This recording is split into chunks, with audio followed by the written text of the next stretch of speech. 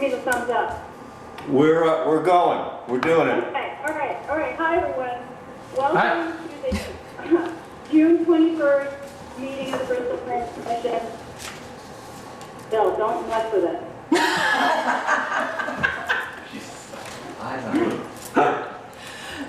Did you touch something? Nope, she's frozen. Well, I can still hear you now in the cell, but all right, I think. No, you're good. You're good. All right, good. Okay, so I'm on Skype from New York City, and the rest of the planning commission members are there. If for some reason we get disconnected on Skype, we'll just keep going on the cell phone, okay? But yeah, there goes I think our Skype is. I'm gonna keep Your job going. is to hit the answer button, Skinner. All right. Come on, answer. Okay. Hit the little video Thumbs camera. up on. Hit the video camera. Which one's the video? The camera? far one. No, round. No, on the screen, on the screen. Oh, yeah, it's a touch screen? No, it's not a touch. You have to get a mouse. Here. Hi, Adam, how you doing? Good, Eric. Okay. Sure. All right, so you take it away. It's like Saturday Night Live. So listen, it's going to be a little funky. Yes. Okay? I don't think it's going to work. I don't think the video's going to work. So let's keep going if it's okay. If this is all legal, we're going to keep going. Yeah, you're fine on the phone. Yeah. All right. Okay, so let's start with we're going to start with our first item on the agenda, which is the public hearing. Oh, no. Design Review Committee recommendation for permit number 1629, Wells Mountain. Do you see a volume button on that? Install a fence. It's all up. It's all up. Yeah, okay, hi. Eric, Eric, we got a decision from the DRC, right, from last night? Yep, so the DRC had their meeting last... I'm not yelling at you guys, I'm yelling at her. Yeah, we know. So the DRC had their meeting last night. You could see their minutes and then their decision letter. I emailed it out today. Basically, they had a stipulation that the fence looked like the fence that they put up around the LP tank last summer. It's the same type of stockade fence. This one will be 4 feet high, that one's 5 feet high. They made an encouraging statement, I guess they called it, to plant shrubs as well, because there's shrubs along the south boundary and they wanted those to curve up around the east boundary as well, but it's not a requirement, it was more a suggestion. Okay. Other than that, it's a fence to kind of hide or screen some materials that sometimes show up outside the office of the local handyman. He doesn't build things there, he doesn't have a permit for a workshop, it's just his office, but sometimes stuff gets set out in the yard between jobs, and they wanted to just screen that from the neighbors, so that's the purpose of the fence. Okay, all right. And Carol would have normally been here, or someone from Wells, but they had a family event, and so they're not present this evening, correct? Correct. I spoke with her yesterday and told her that I would present the facts of the application and go from there.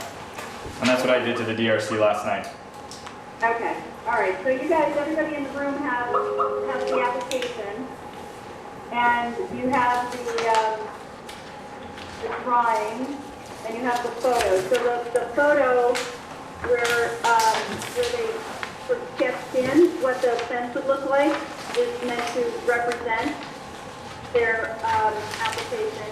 And so Eric, was it the DRC's suggestion that the shrubs be continued around? Yes, Liz Herman suggested that they plant shrubs as well.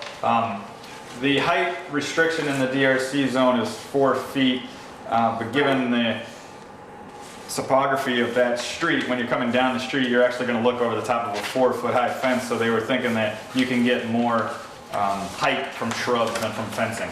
So they would recommend or suggested that they also put some shrubs in. Well, we did just the fencing around their propane tank, we let them go up to the, well, the DRC recommended an allowance up to 5, but that's not what this is attempting to do. We're going to keep it at 4? Correct. Okay. All right, so I don't know if everybody there has a copy of the DRC, whether they wrote something beyond the minutes, but it sounds like they agreed to approve the application for the 4-foot fence at the location and had suggestions about shrubbery around it. So let's just deal with the fence for one, okay? We have the decision letter and the minutes. Did you get them? Okay, you do. Okay. I haven't looked at it, but I'm gonna ask the members there who may have seen it to discuss. It looks fine to me. It looks like an appropriate fencing. I agree. Skimmer agrees. I went down, this is Gary, walked down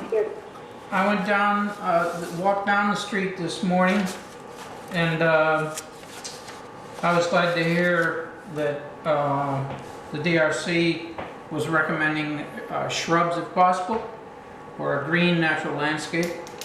The 4-foot, I'm in agreement, the 4-foot fence will not obstruct the view of what's in the yard as you come down Mountain View. So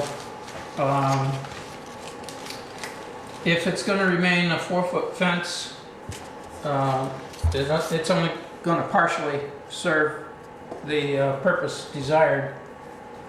I feel like we should consider going forward that the planning commission and the town plan that we're trying to implement is encouraging higher density population in the area. And as that happens, stress goes up. It goes up from many things, noise, activities, and so forth. And a solid fence adds to stress, as opposed to a natural fence.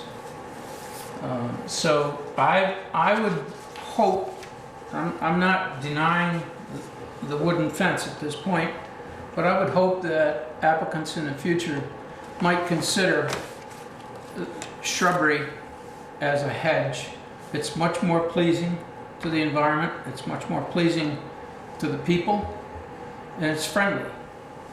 Whereas a solid fence oftentimes puts up the connotations of a barrier. There are other things involved. So I'm just offering that as a desire, I guess, that we give more attention to that going forward. Other than that, I'm informed. Other than that, I'm okay with putting a barrier in that place. Okay, anybody else have anything to suggest? And if we're moving toward a motion, it would be, we should do that and have a second, and then this discussion can be related to a motion if we're leaning that way. I've heard from 1, 2, 3 people. So I just wanted to say, it's Katie, that I think if they're going to talk about doing shrubs, we need to know, are they just, and they need to specify if they're on the inside or the outside of the fence. It's interesting because I think it makes a difference. That's helpful. I suspect it would be on the outside facing the public as opposed to the inside facing the applicant or the user, right? The original application had no shrubs. That was just a Right. suggestion. Yeah, right. This is the recommendation of the DRC, which is for the applicant, for the wells, is to consider using shrubbery in addition to the fence. And this is Anna. I guess my question would be if the shrubbery really is sort of something that we would like to see, then are we looking at deciduous shrubs or evergreen shrubs? You know, what is it going to look like in the winter? If they're drop all their leaves and it sticks, then you're back to the fence, if that's really what we're going for. I mean, obviously they'll take some time to grow, but that would be my question. Okay. So in terms of this, we can we can make a suggestion. Let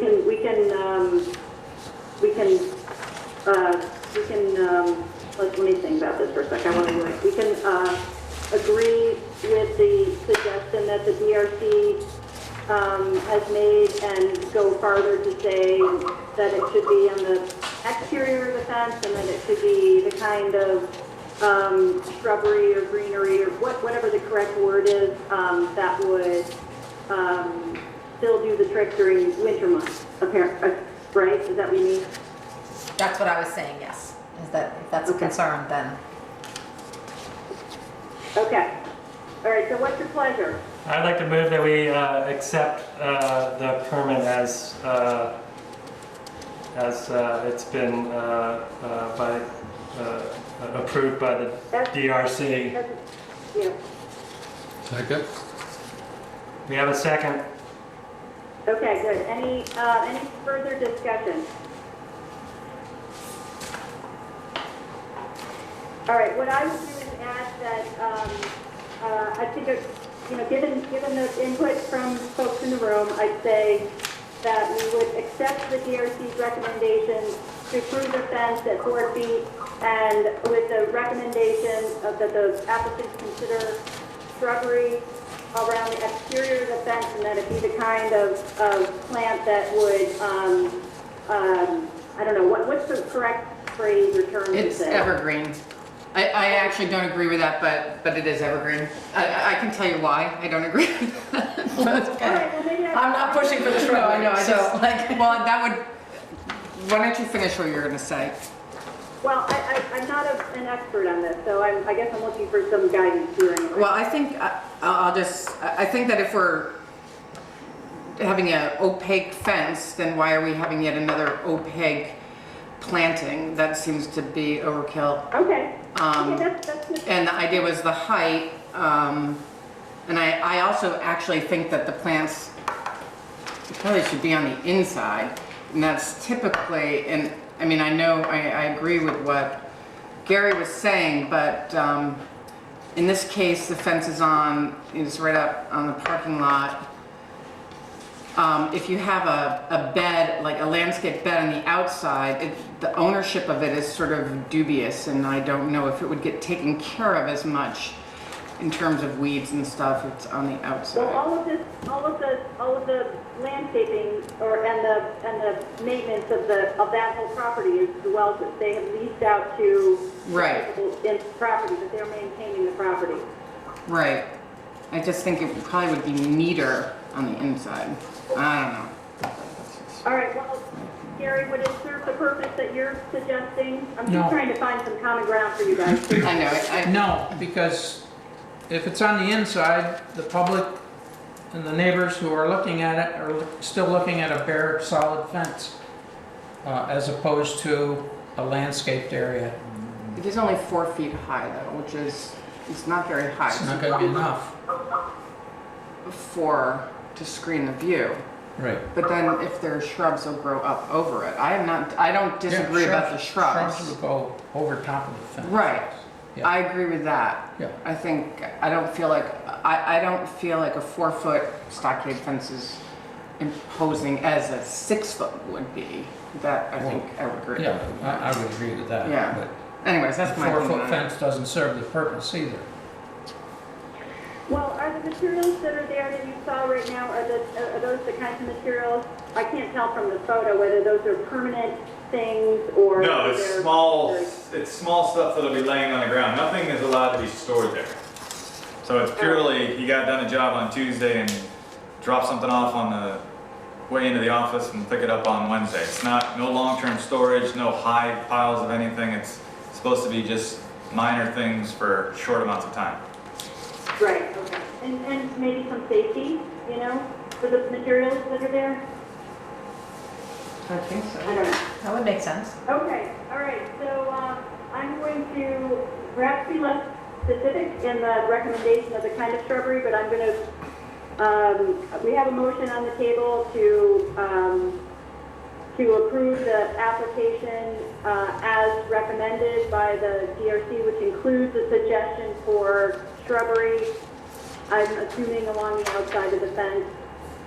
If people are willing to proceed with that, I hope we can.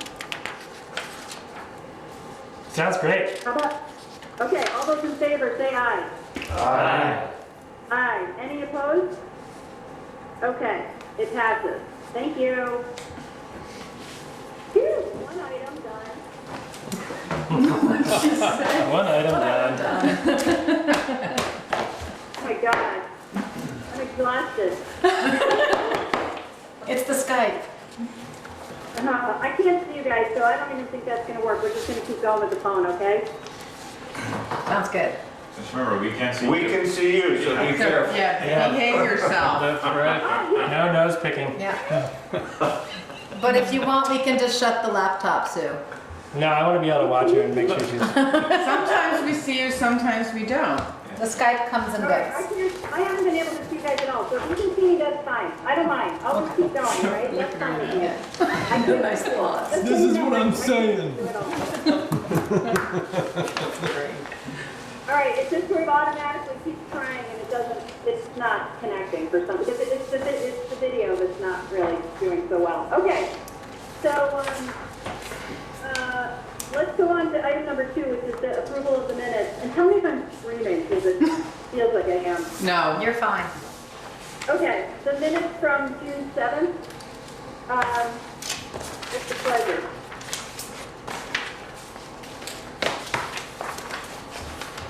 I move to approve.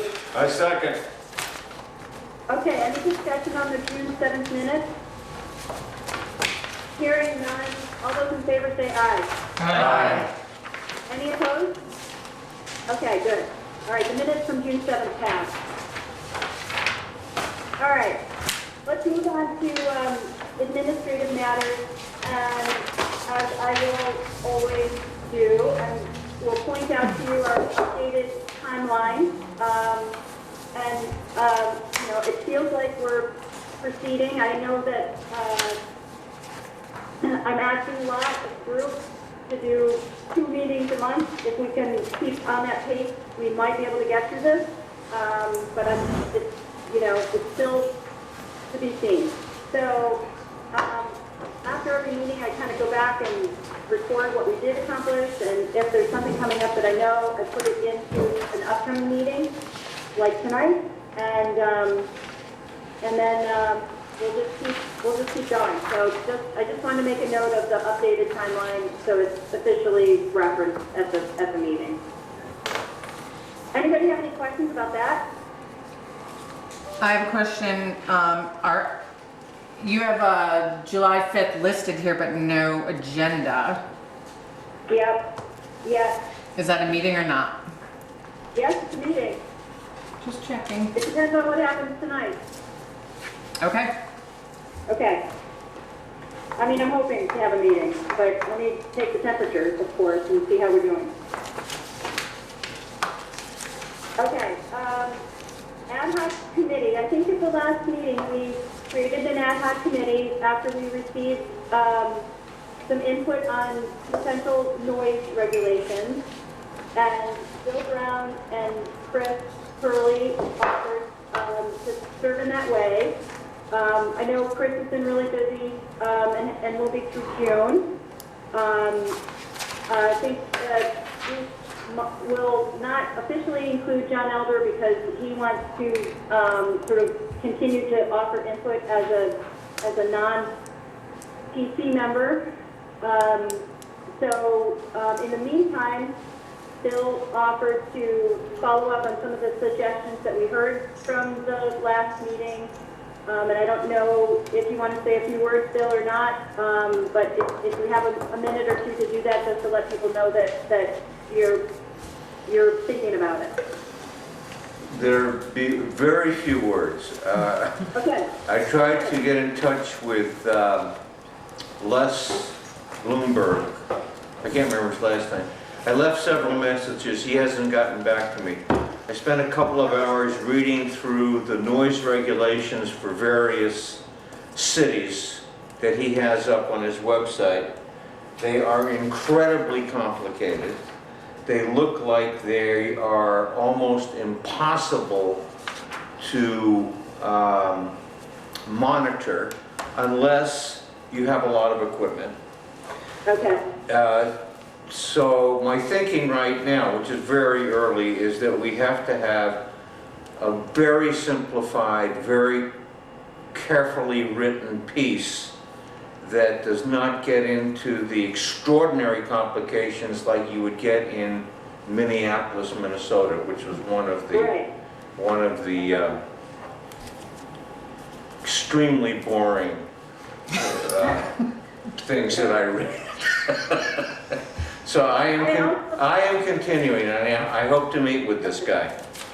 okay, and also I gave Adam a heads up that you would be doing that, and you would be talking to Chris too, and, you know, that perhaps we have some initial steps as we consider this, because I told you, Bill, that I'm hoping to be receptive, but not to derail our overall effort here for the regulations document. I agree. Okay, sorry about that. I have to get some water. Let's move to item number 4,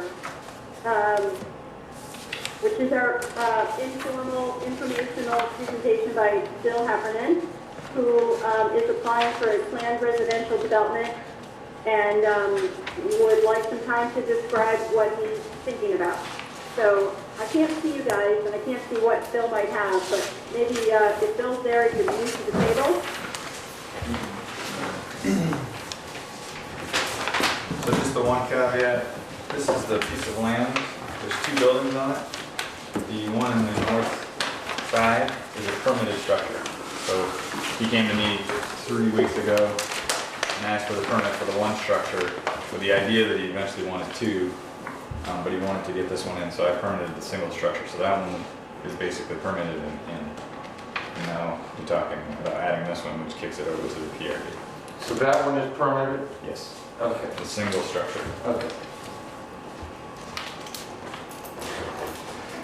You're on, Bill. So basically what I want to do is my daughter's putting a double wide, and I bought a double wide from Malave over there, and I want to put that in on the second location and just rent it out. There's 15 acres of land there. I don't want to subdivide it at this time because eventually my daughter will build a house and one of the double wides will come out, and I don't want to restrict the area where she builds, and probably eventually the second double wide will come out. So I don't want to say that they're temporary structures, but they kind of are. Could you hear that, Sue? No? I could hear him talking, but if Bill could move closer. Bill, why don't you come right up here by the mic? And Sorry about the that. telephone. Here, I'll you know what, I'll pick it up. Take my seat. I have a 15-acre parcel that that isn't in land trust. I'll also add that I think I have 160 acres over there that is in land trust. And what I want to do, I'm permitted to put one double wide on that my daughter's going to live in, and then I purchased a second one that I want to install and rent out. I don't want to subdivide the land at this point, so that's why I'm applying for the application. And Eric, could you make a statement about why it makes sense, given our current regulations, why it makes sense to do it this way? If there's no subdivision, it's the only avenue for a person to build 2 primary residences without subdividing. It locks the land up, 2 parcels up, but it allows them to have 2 primary residences, which without subdividing, you're not allowed 2 primary residences on a piece of property. We have a specific bylaw that does not allow that. Okay, good. So it's either subdivided or PRD. Well, it's always helpful to have that reminder of why why we would direct an applicant in this direction, or in fact point out that this is all that would be allowed in order to do something like what Mr. Heffernan is thinking about. Okay, so this is informational only. This is not the public hearing. These folks, Eric, you've gone over the list of the items within a planned residential development that we expect for an application? Yep. Okay, good. And Bill, do you have any questions of the planning commission about those items? I do not. Do you guys have questions of Mr. Heffernan? I just have one, Bill, on the application that I have, it says 5+ acres, that was a line drawn through it, and then it has a 144 acres. But you're Well, speaking about 15 acres, so I'm confused. Correct. This is, I mean, if you look at, there's a part that's actually added on to the land trust area that I have, and that's that 15 acre zone. So when I originally read it, it's an RA5 area, so I put 5 acres there. But then I included the total amount of acreage that I have there, so it must be 144 that I have in Bristol. This piece here is 5 acres, right? That's 15 acres. 15 acres, okay. And then the rest, there's a bunch that comes down and around. Yeah, she put 144 on the application, then I got another 100. The thing on the south side of the road is the remaining portion of the property. It's the southeast and southwest side. Schwanier has a shop, and there's another residence down there. So I don't own this chunk of land right here. This is the tax lot map, so this is the chunk right here.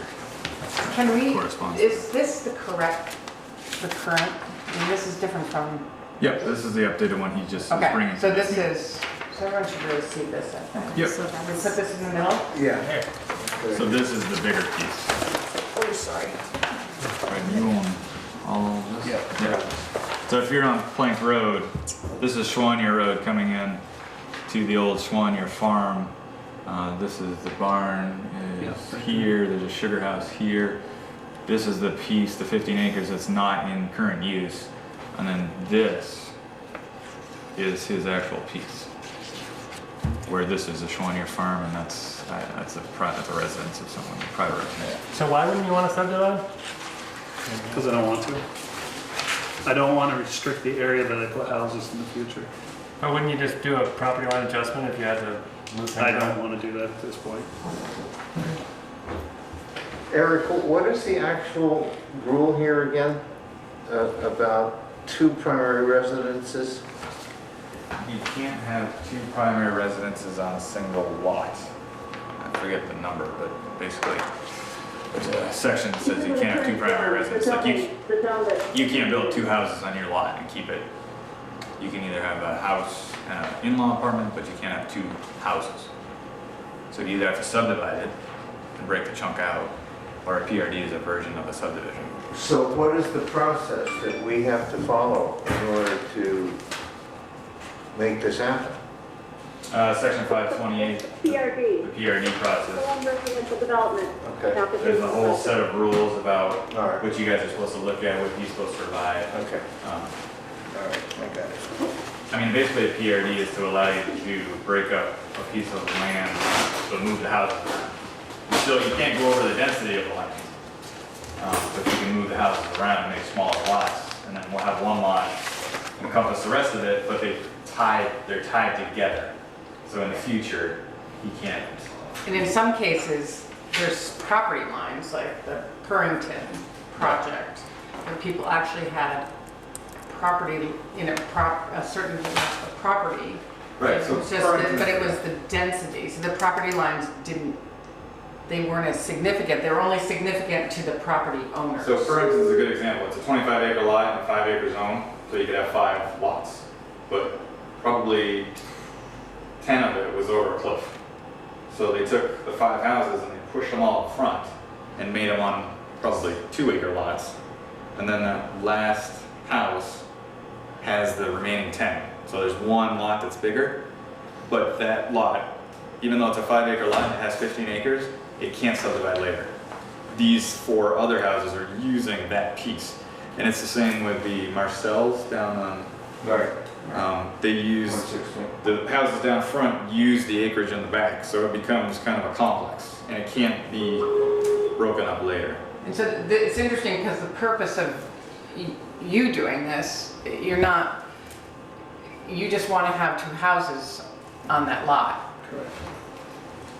And it's not and really all these issues of density don't even really come into play because you're not even close to going over the density, and you're not, there's no setback issues really. I mean, there's, the only thing, and they're gonna be in the same ownership, correct? So this is a different use of the tool of PRD, really. I guess that's they how look I'm like- seeing it. And they are temporary. Well, I mean, but it's not- Well, temporary as in, correct. I mean, it could end up being 15 years before one of them's out of there. Okay. Are there any environmental problems with streams or anything There's- going through here that, There's no streams there. nothing? Okay.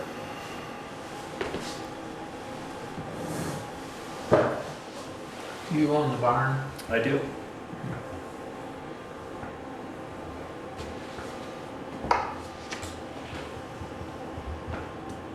Sue? So again, this is the informational, so Yeah. it's not, you guys aren't voting on anything. I know. Right. Just I wondered if you have the opportunity to ask questions, and also to give Mr. Heffernan input.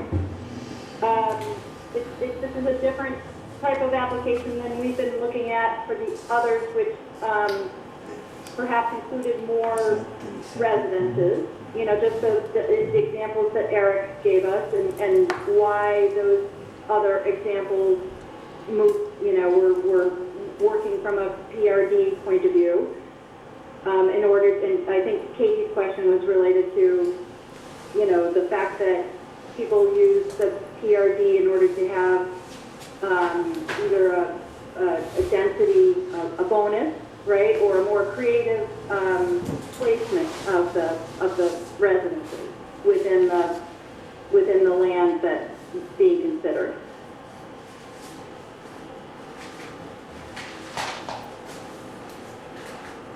Okay, I think we're good. Okay, all right. I'm going to rely certainly on Eric, as we always do, to help work through the regulation specifications on page 28 and 29 of the regulations, so that all of the requirements are substantially in evidence when we do go forward. Right, so Bill and I will meet again just to tie all those ends up, and we were thinking the first meeting in August, right? That would be great. I mean, I am, trying to save our regular meetings like tonight for actual planning. I don't know if Eric or if Adam's there. He is. Okay, so hoping to move toward, forward more aggressively with our planning work without holding off applicants.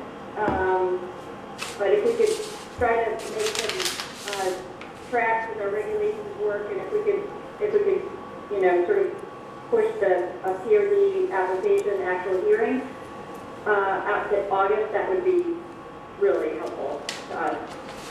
I would rather not, but if that's what I have to do. Okay, well, let me talk some more with Eric, and let's see how the planning commission does with its work tonight. Perfect. Thank you, Bill. Yes, thank you. Can you send me a copy of that? Thank you. Yep. Thank you. Thank you, Bill. Yep.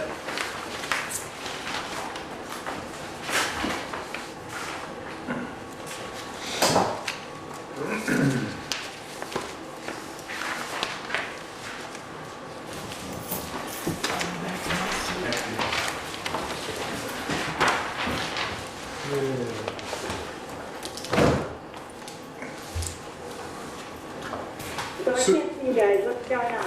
Nothing. We're waiting for you. I can't possibly know. So Adam Do and you want to take my seat up here? Because you're closer to the, Sure. Thanks, Bill. We're having a party. That's right. Oh, I keep forgetting lunch. if Adam could sit closer to the phone, that would be great. That's what's happening now, Sue. We're swapping some seats. and I'm out of Lee. It's very nice to meet you. Oh, I'm sorry. It's all right. No worries. You okay? Can't on it.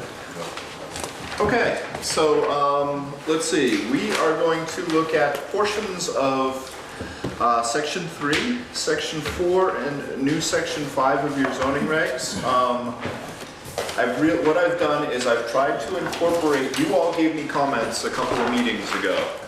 What I've done is tried to give you, or basically incorporate those comments into your existing zoning regulations.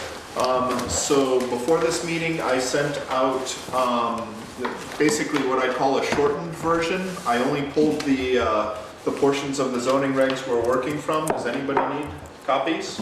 I'll take one. Just starting with section 350? Starting on section 350, correct. If you got an extra. Okay, good. So I'm going to just dive right in. Feel free to ask me questions as we go. I did it in a strike add format, so I'm basically just going to work through the things that we did that are either in red or yellow on your zoning version of the zoning regs, or green actually. So let's see. Section. Hey, Adam? Yes, Sue. Yep, I sent a very long email on Sunday night. I don't know if anybody had a chance to read it, but I did. I tried to recap what, where we're starting tonight, with section 3, which we've reviewed in the past, but we had a lot of input in terms of organization and especially around site plan review. And then Adam and I had talked on Friday where I sort of reiterated our input. He had incorporated that input, but what he's presenting now is sort of what I think is a final version of the organization at the very least, and hopefully we're getting close on the language, which for site plan review is totally brand new. He's not just sort of reorganizing, he's putting a whole new section that doesn't exist in our current regs, so I want to make sure people know that. Okay. It doesn't exist, but you do currently have conditional use, and remember the second half of conditional use are basically site plan constraints, and you do also have ancillary parking and signage and other regs. So again, part of our theory behind doing site plan was we could have more permitted uses that were allowed that could just go through site plan and hopefully be easier than every commercial use in any district being conditional use, where the first question was, is it appropriate in this district? So while you don't have site plan, you did have a lot of the site plan criteria contained within the second half of your existing conditional use zoning regs. Okay, does that make sense to everybody? Yes. Okay, great.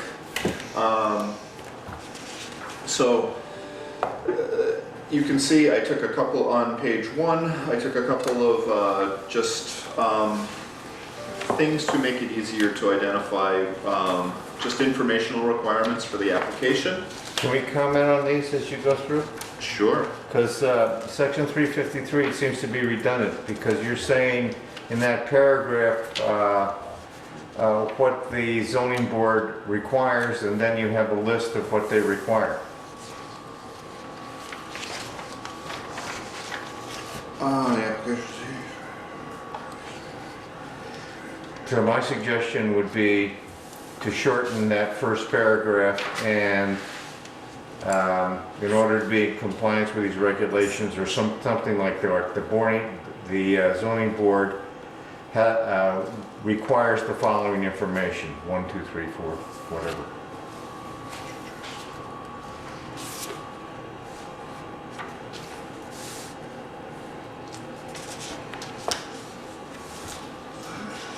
Including, okay, I see what you're saying. Okay. All elements and other information to compliance with these regulations for the zoning board, and right after, what you're saying is, So the zoning, after including in the 5th line where property identification numbers, etc. Yeah. It's redundant, so you're right, it looks like so I'm gonna take that out and it's just gonna go down to the bottom, so it'll be, the zoning board requires the property following identification. information, Yeah. colon. Does it have the details about the map? I put that in here. that would be in the first one, and then you put a comma after map, at least 1 inch equals 200 feet. Yeah. So that the scale information Just the doesn't get scale. lost, yeah. Yeah. You guys, it's really hard for me to, I'm gonna have to really rely on you guys for good notes because it's hard for me to do this without seeing where we are. Okay. But I don't want my weird presence to hold it up at all, but I really, really need you to take good notes. So we got it, Sue, and Bill pointed out that by moving something in, I had duplicated it from above, so we're gonna correct that, and I need to keep one piece of information, which is the scaling information that we just talked about. So I think we're good. Let's see, moving on to the yellow, section 355, general criteria for review. This is basically the same criteria.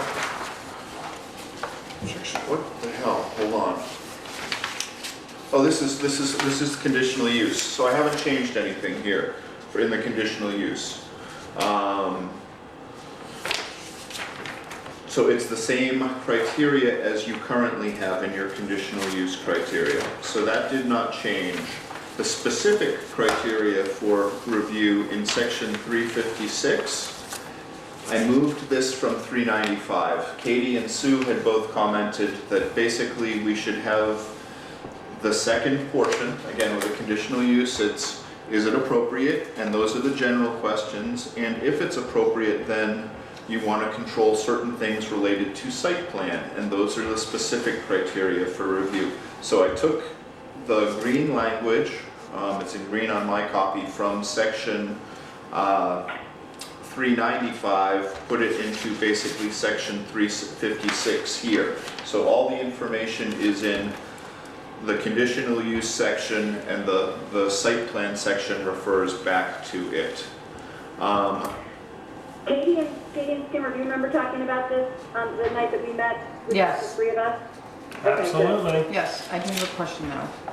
Yes. You said you didn't, this is out then, yellow is out. No, that's in. Okay. Okay. Keep Yellow going. is new, I think.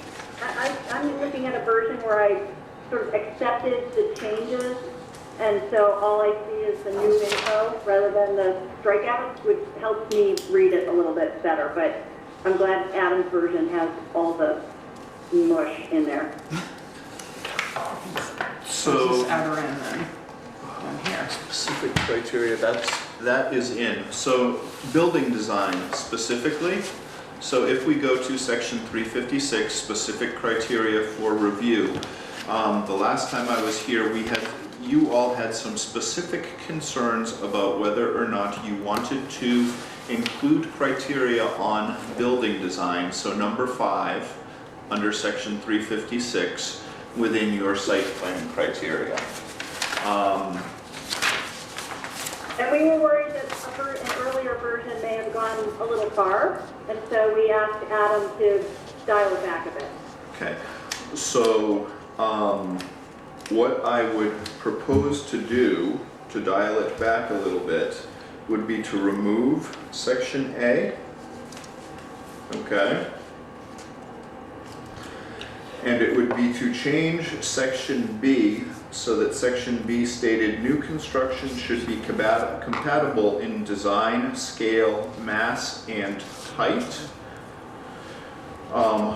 With the significant buildings within the immediate area. And then I would take out the next sentence, which says buildings need not be replica of 19th century architecture, but should complement the features of neighboring architecture. So we've basically got new construction should be compatible in design, scale, mass, and height, but I'm taking out some of the specifics about historic buildings and architectural features that some of you expressed concerns about. Everybody okay with that? Okay with taking it out or leaving it in? Taking it out. I have another question, this is just, this is done, but in the way you've written it here, show it here, it looks like they're both being treated the same. I Should I hadn't- not? Okay, I okay. hadn't taken it out. That's Okay, the you just language did. that I gave you, but then I Okay. just did. Okay, That's okay, right. so, So I it's got it. up. So I'm showing you what I had proposed Right. is A, B, C, D. And what I'm now saying after your discussions in your meeting with Skimmer and Katie and Sue is that A would come out, B would be changed to basically take out the reference to architectural features, historic buildings.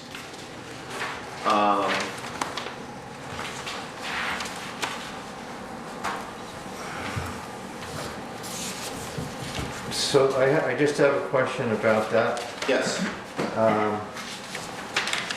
Compatible in design.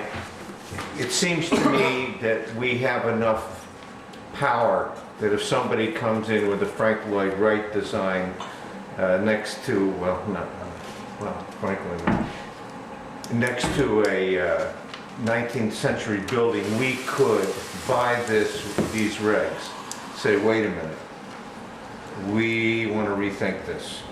well, presumably, you judge the Frank Lloyd Wright building on its own merits, and you'd say, Yeah, it does- that's why there was a bad choice. Not that there's anything wrong with Frank Lloyd Wright. No, I wasn't making that statement.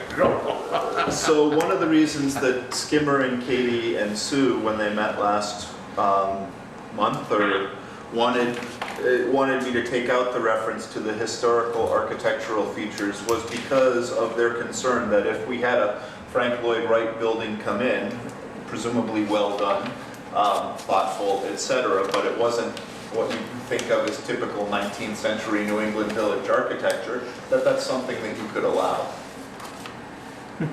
Right, I like Gives you more latitude. I like that. And not to be Yeah, good restrictive, thinking. you know, we're trying to give guidance and suggestions, but we don't need a cookie cutter town either. I think our other conversation had to do with the fact that by implementing site plan as a tool for review, we're trying to allow more projects to happen, not less. So it's not supposed to be restrictive, it's supposed to just work with the surrounding community, and we have our downtown area for that kind of the downtown designation review That for, makes sense. Right. and we don't want to move that sort of oversight throughout the whole town. That's right, and think about if you have handy, you probably don't, but I do, the list of the table of uses. You can see that we have suggested that site plan be considered or proposed in a lot of districts, including commercial, including you know, things outside of the sort of immediate sort of downtown village that you might be thinking of right now. Sort of think more broadly, you know, extending out through the ROC, some in the mixed zone, some in rec, some in commercial. So quite a bit of site plan has been added. And in some cases making development or uses possible that weren't possible before by offering and by having the site plan review steps. So in it, we need to offer guidance and not, you know, make it impossible for someone to do what they would like to do. Like, is that okay? Is that the right way to describe it, Adam? Yes, I think so. So some of this is a reminder for folks that it's different than conditional, not meant to be a complete repeat of conditional, because we have that. And it's going to be, at least the way we propose it right now, site plan would be, the project with site plan review would come to the planning commission. So, moving on to C, which is on the next page. Okay. I'm proposing changing, this is what I'd given you a month ago after Skimmer and Katie's and Sue's comments. What I'd like to do is add a caveat within districts, within the village planning area. And then it would say, buildings and associated site design shall reinforce rather than destabilize a defined streetscape. So number C would be limited to districts within the village planning area. So your more densely packed districts. And what I'd also suggest is taking out the last sentence in that paragraph, the massive new buildings. We've already addressed massive new buildings in the previous paragraph. I want to remind everybody that we did discuss this at 2 meetings, both the April 21st meeting and the May 3rd meeting. The May 3rd meeting was much smaller, but we did sort of take our May 3rd lead from reactions when we first got to see Adam's draft in late April. Does that mean the lot has to be within the village planning area or the zone? Zone within district. So if the lot lies within a district within the village planning area, zones within it. Just trying to think how many zones are totally outside that. They crop. So there are a lot of your residential agriculture, your conservation, your RA. We have 10 pieces of conservation there, northeast corner. Yeah, but so if it's in the village planning area, this would apply. If it's not in the village planning area, Okay, then it doesn't. so it has to be in the village. Right. Well, that's what I was thinking, lots, because it made it sound like Or as lots. long, wherever the lot falls. If the Yeah, lot yes. falls in the village planning area, not the zone, because the zone might be both. The zone could be both. But that's the gray area. So if you have a zone that straddles it, and the lot is outside the village planning area, even though the zone, part of the zone is in it, the part you're in is out, you're out. Yeah, if you're not in the village planning area, that wouldn't apply. C would not apply to you. Is what I'm proposing. What? Did we talk about this before, Adam? What you thinking here? So C was one of the other ones that you all. So you had concerns about Yeah. the building design section. You had concerns about A, B, and C. So Yeah. we took out A. We made some adjustments to B to take out references to historic and architectural features. And to C, what I'm proposing to do is basically limit it to buildings within the village planning area because it's talking about streetscapes and things of that nature. So it applies, I would say it applies to your more densely developed districts within your village planning area, but not necessarily to your rural districts outside of it. Okay. I mean, we could list all the districts it applies to, but I thought it was easier just to reference the village planning area. I like Yeah. how you, Katie, what do you think? I think the first time you mentioned the districts, but the second time you mentioned the building. I like that. If the building lies within the village planning area, I think that's pretty cut and dry. Yeah. Within lots, so you'd rather change within lots within the village planning area. Of course, there's some lots that you could have a building on the same lot straddles the line. So in theory, There are some, Right. there aren't many. but we don't want to get too Within the picky. So building- I think as long as you say either building or lot, I think that pigeonholes it enough that we could figure something out. I think that works. I just think we need to be careful that that it's not too, I'm just trying to think of examples in my mind how this might work if if it's a new building, which I'm assuming that it would be. Yes. And would it be. doesn't actually affect a streetscape. But I guess that language is in there. I just, There is we'd like you to reinforce the streetscape is basically what it says. right. Rather than destabilize it. But if that's not practical, right?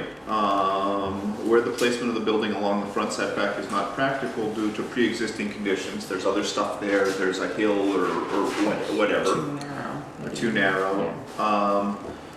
let's see, the site plan should incorporate landscaping features such as low walls or planting materials to create a transition between the public right-of-way and the site.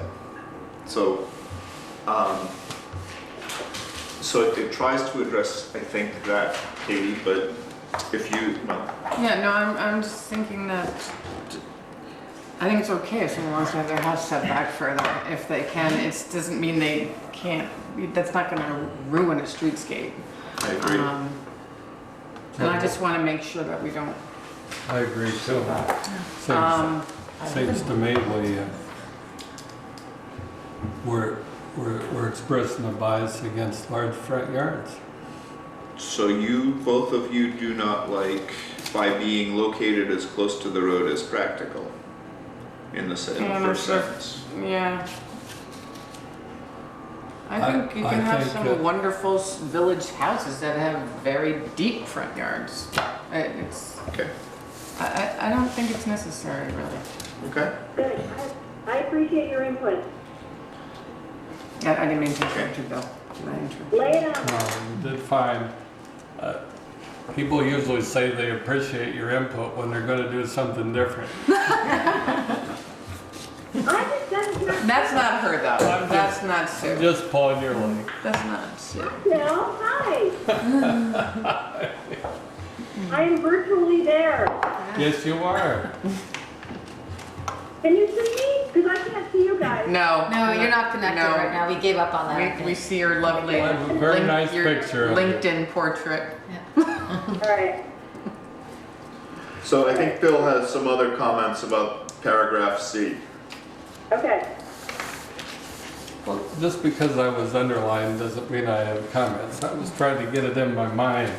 Okay. I do like to, as a general principle, as you all know, like to leave as much latitude for the property owner as possible. I'm trying to determine what else we're asking them to do besides the front yard requirement that we're gonna soften now, perhaps. We're talking about civic and cultural, well, that sentence goes out, okay. Incorporate landscaping features such as low walls and planting materials along the setback to create a transition. So, is that as much necessary for giving more latitude for front yards?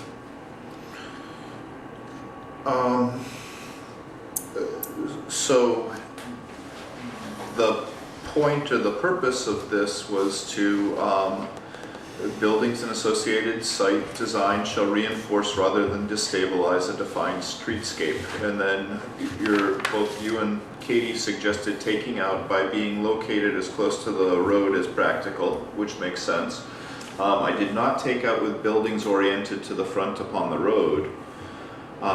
And then it goes, but if you can't do that, and where placement along the front setback is not practical due to pre-existing site conditions, the site plan should incorporate landscaping features such as low walls or planting materials along the setback to create a transition line between the public right-of-way and the site. I think that means I think what that's saying is asking them to blend the site somehow into the existing streetscape. And that would be a topic of discussion with the planning commission as to what that would mean. Correct. Okay, I think that's reasonable. It's a reasonable compromise. Okay. I guess I think what we're trying to avoid is basically building a house with the back side facing the street. Although, I guess if that's what some people want to do. Easy now, easy. But No, I agree as a general principle. That's a good policy, but sometimes In it the can be village. interesting on a corner. exactly. And then I guess that's within practical category or within reason category. I'm with you. Yeah, okay. Because Yeah. So is everybody comfortable with this language as it's proposed to be changed? So within lots within the village planning area, taking out the, by being located as close to the road as practicable, and taking out the massive new buildings shall not distract from historic buildings or civic or cultural significance within the village. And the reason we're taking that out is we've already addressed mass in B. Right. Let me hear from you guys. Sounds great. I'm comfortable with it. I like it. Yeah, I'm taking out the last sentence, B takes care of that, so it's redundant. Okay, But we are asking for, the site plan should incorporate landscape features along, blah, blah, blah, along the setback to create a transition between the public right of way and the site. so if they're not gonna basically build fronting the street, they have to tell us why not and how it still fits into the street. Okay, if they're not. If they're not. Okay, so someone could be set further back now, is what we're saying. They're not required to do something along the edge of the street, though. I don't think. They just gotta say, you know, we think it fits because. Okay, that's fine. So that would be similar to the PRDs with the Kirby Cottage inward facing houses, like on North Street. But think there aren't that would- any. On Bob Fuller's or Oh, in towards oh, the that side? one. Like the, I thought you the meant triplex. here. The triplex is sideways, right? No? Other than the two flats behind it, or So what would they have as landscaping, basically outside of it, so that it would blend in and feel like it was a part of the village, not a compound. Right.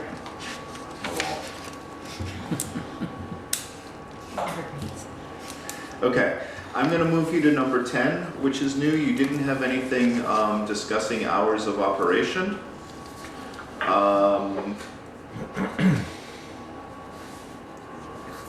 It's something that might be important. This gives some flexibility. You know, some businesses may want to be open earlier than 7 and close later than 9, depending on the type of business, and they just have to demonstrate why, and then you all would get to basically take a look at that. So that it gives you the opportunity to comment on it. Yes. Yeah. Okay, I'm good with that. It's a little more than comment if the burden of proof is on the applicant. Yeah. What, this seems reasonable to me in a residential area. Do we know what, if any, commercial or in industrial areas it will affect? It would affect the entire town. So I wrote it to be, I mean, they're relatively broad hours of operation. And then it allows the planning commission to allow longer hours, but yes, the burden is on the applicant to demonstrate why the hours need to be longer. You know, if you want to run a plant with 3 shifts,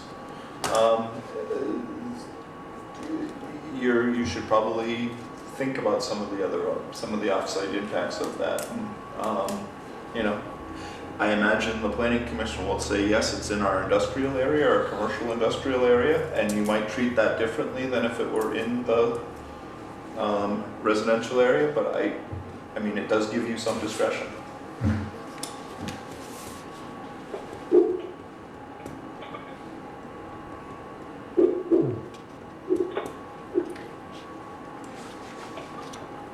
Well,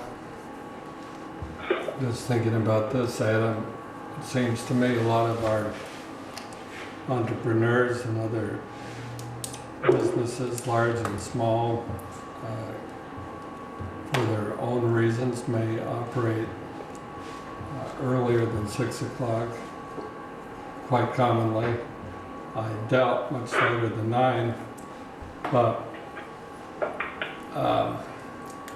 and if we want to encourage economic development, we don't want to make it more difficult for them. We want to make it friendly. I think there might be some opportunity for compromise on this one if we took into account just what you were suggesting, the district in which the business-wise. Because that's why we set up the districts in the first place, was to, in effect, create a proxy for this kind of issue and minimize the impact of commercial and industrial activity on residential living. So I think we should work on this one a little bit more until we figure that out. Or otherwise shift the burden of proof. But the way it's written now, I can see it being very difficult in some circumstances for a business to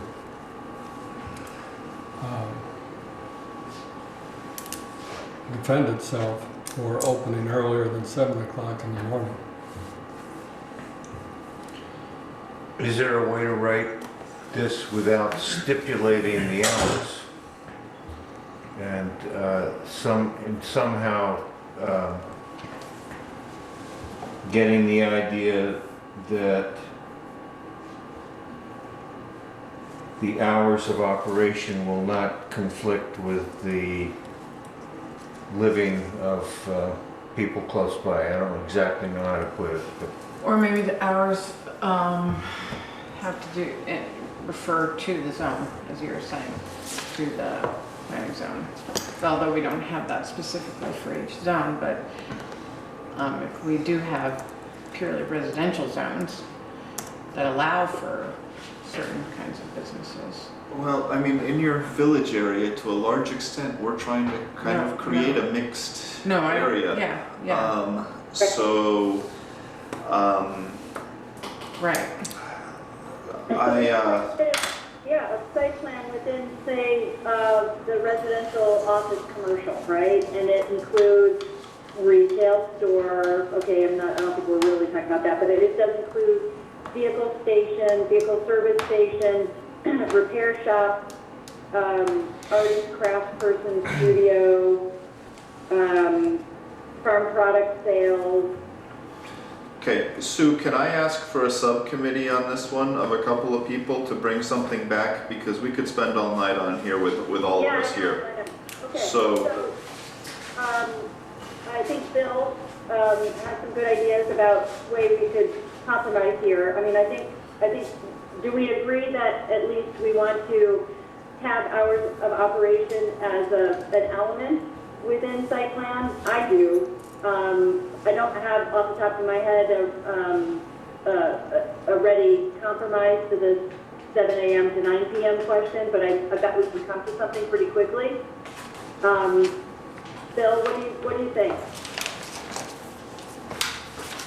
Well, I'll make a proposal for you to consider right now. okay. Move 7 a.m. to 6 and eliminate the last sentence. Hours of operation should be limited to standards for similar enterprises and are generally encouraged to begin no earlier than, and you're suggesting 6 a.m. as opposed to 7 and end by 9 p.m. Period.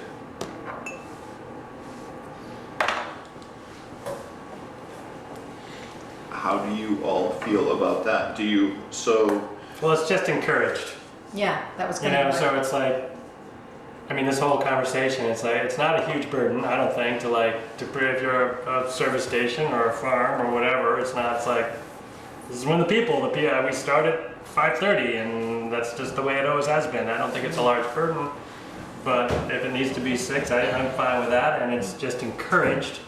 So either way, it's still reviewed and it's still considered in And the it gives- process, And so it gives the butters a chance to speak to it. I think that's, I mean, I think that this is a big thing about site plan right there. It's about neighbors and it's about being able to have these things next to each other. So I'm okay with changing that. It's fine. but if we eliminate the last sentence, it's like, okay, you be a good fellow and, do what's right. It's not like saying, okay, the guy comes in and look, I can't shut down before 10:30. And the reason is that I have a cleanup crew coming in at 9:15, and they have to clean the place up. That's pretty justifiable. I think by eliminating the sentence, the burden will be on the applicant to demonstrate, it's fine to eliminate it, because in fact, by going through this process, all of the burden is going to be on the applicant. To navigate the process and to describe what the applicant has in mind for the use being applied for. I agree. I also think that one of the major considerations would be noise, which is being addressed by number 8, once we have an ordinance in place. But Yeah. that's one of the major concerns about opening early and staying open really late is, are you bothering your neighbors with noise? Well, if you're open really late, but it's quiet, that's probably not bothering anyone. Right. Okay, It doesn't, Right, there's a wide range of possibilities for applying this, so I think we can make those changes that Bill has suggested and keep moving. Sounds great. is everybody okay with that? Yeah. it just doesn't seem to me like that those hours are appropriate for our commercial or industrial zones. Because if we're encouraging small businesses to start up and to grow,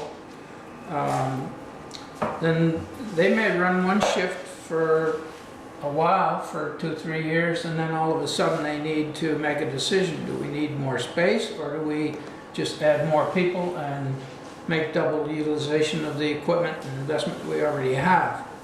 And I would hate to have them think that they're restricted from that. Well, I think that's what Sue says, encouraged. And if there's a situation where it is in our industrial park area or then that would be a different situation, I think. Right. We wouldn't, I mean, just as- we're not gonna say we're that. So we're not gonna make this number 10 apply to the commercial or industrial Well, I think we area? just consider it differently. Sure it does. It gets considered differently. Would you- Because it says are generally encouraged. So if you're looking at this, project by project, then I would review it differently if it were someone trying to run a business right in the residential zone and they wanted to start at 4 a.m. than if they're in the commercial zone and they want to start early. Or in Yeah, industrial. yeah, park exactly. that we've been working on where there aren't any residential So they would have to come structures back right to next the, to her. so they would have to come back to the planning commission to request to put on a second shift? Is that the Absolutely. way I interpret this? That's the way the conditional uses are now. The ZBA will ask them their hours, and if they deviate from those, they would need to come back. So Yeah, that's they the wouldn't way even it's have to currently. actually come to the planning commission for this. For site plan, they would. Right. For conditional uses, they go to the ZBA. Right, But it right. sounds like this is pretty similar to what the It's ZBA not is specifically currently written doing. in the conditional use, but that's always a question they ask for any business is, well, when are you gonna operate it? And if it's outside the normal parameters, they ask why. So if we didn't have the parameter, they wouldn't have to come to that. If you don't have a parameter, they're gonna ask That would not be you. a reg then that they would have to, another reg that they would have to. It's not in there now when they ask it. It's a question they always ask, and it's not specifically written. So either it's in there and they ask it, or it's not in there and they ask it. That's the way it is now. They're asking it either way. And it gets written into the conditions, which makes it law. So if they wanted to adjust it, they'd have to come back. They don't have certain numbers, they just use the general 7 to 9. It's kind of their default.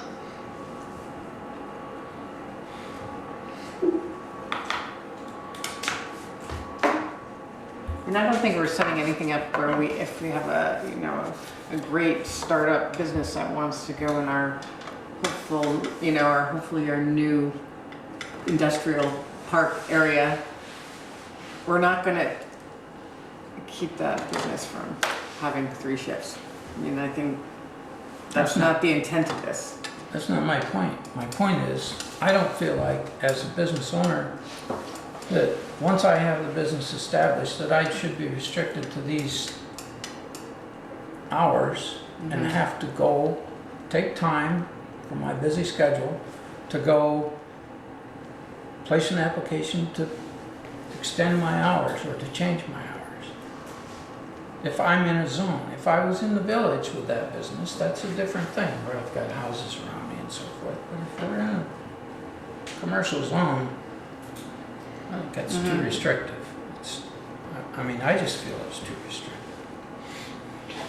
So Gary and all the rest of you, how would you feel about another sentence that said the appropriate municipal panel? So it's either the ZBA or the Planning Commission, depending on whether it's before a conditional use or a site plan review. The appropriate municipal panel may expand these hours to allow for additional shifts within commercial industrial districts.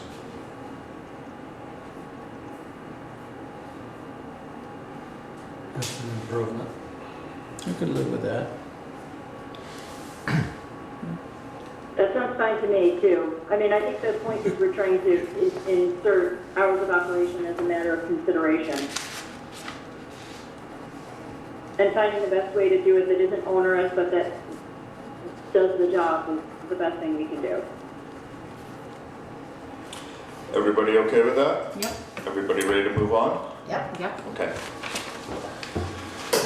Let's see, so the next section I go to is 390. There are obviously sections in between there, but I didn't have any changes for you. So for this shorter version that I copied to try and help save paper for you all, I just went to 390. Largely the changes in 390 mirror the additions to 350. So I took the language, I struck the language from section 390, 91, 92, 93, 94, 95, and I inserted it in 350. Does that make sense to everybody? Yeah. So Yep. now 390 refers to 350, so the site plan is referring to the conditional use. Within 390, 395 specifically, I did leave in additional site plan approval criteria in overlay districts, and this is a new section, okay? So we're creating 2 new overlay districts, and you already have the village district here. You did a fence tonight, right? What I'm proposing here is if you look at the second paragraph within section 395, within the downtown design review overlay district, the DRC shall review all applicable projects. They have to do that within your design review district. Pursuant to the design review criteria, they'll make recommendations to the zoning administrator or appropriate municipal panel responsible for permitting the application. So, and the example for the fence that you all just did tonight, they'd make a recommendation to, in that case, Eric. Eric would basically, because you can do fences in every other district, you just take their recommendation and incorporate it into your decision for the fence. And that way someone who wants a fence doesn't have to go through a DRC hearing and then your hearing just in that district, okay? Where it's something larger than a fence, so it's something that you or the Zoning Board of Adjustment need to approve as the appropriate municipal panel, the design review committee would make their recommendation and then it would come to you and you would be able to do whatever you chose to do with it. Okay, but it's trying to take and simplify the process for some of the little things that Eric has the ability to permit administratively everywhere else in the village. It still gives the design review committee their oversight, but it should simplify the process for the applicant and it should simplify it for you, honestly, so you're not having to look at fences and are saving yourself for bigger things, your time for bigger things. Okay? Okay. That's a change. That's quite a change. Eric, you support it? Yes. Good. You spent 20 minutes on a fence. Yep. Okay. So now I'm moving into Article 4. Article 4 is new, it's required regulations. So these are the things, basically, it stems from largely the state statutes, and it's 24 VSA 4412 and 13. There are things either the towns have to incorporate in their regulations or are prohibited from incorporating in their regulations. I put it here because I wanted to make sure I included all of them and that we were in compliance with state statute, and it was just easier for me to list them all out rather than kind of hunt through your existing regulations to see whether or not you had done all of the required things. So you can see where I'm replacing existing sections. I've basically called that out. So for sections 401, 402, 403, 404, or excuse me, 401, 402, 403 largely deal with mobile home parks and basically housing. Basically what it says is you've got to treat mobile homes, manufactured homes, etc. the same as every other type of home. And there are specific regulations at the state level regarding mobile home parks. So you've got to comply with those. Okay? Yeah. Okay. Accessory dwelling units. I see my numbering came off when I was doing the fine change stuff, but other than that, it replaces your existing section, but hasn't really changed. Section 405, existing small lots. I added the section in yellow. So statute basically gives you the ability to either merge small lots or to keep them the same, or to keep them unmerged. So basically what this is saying is you choose to keep them unmerged, and if they were automatically deemed merged by statute when that was in effect, they can undo that. So from 1998 to 2004, statute basically automatically merged stuff, and it created a lot of problems in camps and villages where people were getting two lots together. So what this does is say, no, they're not automatic. If they were deemed automatically merged, they can re-subdivide it along the pre-existing lines.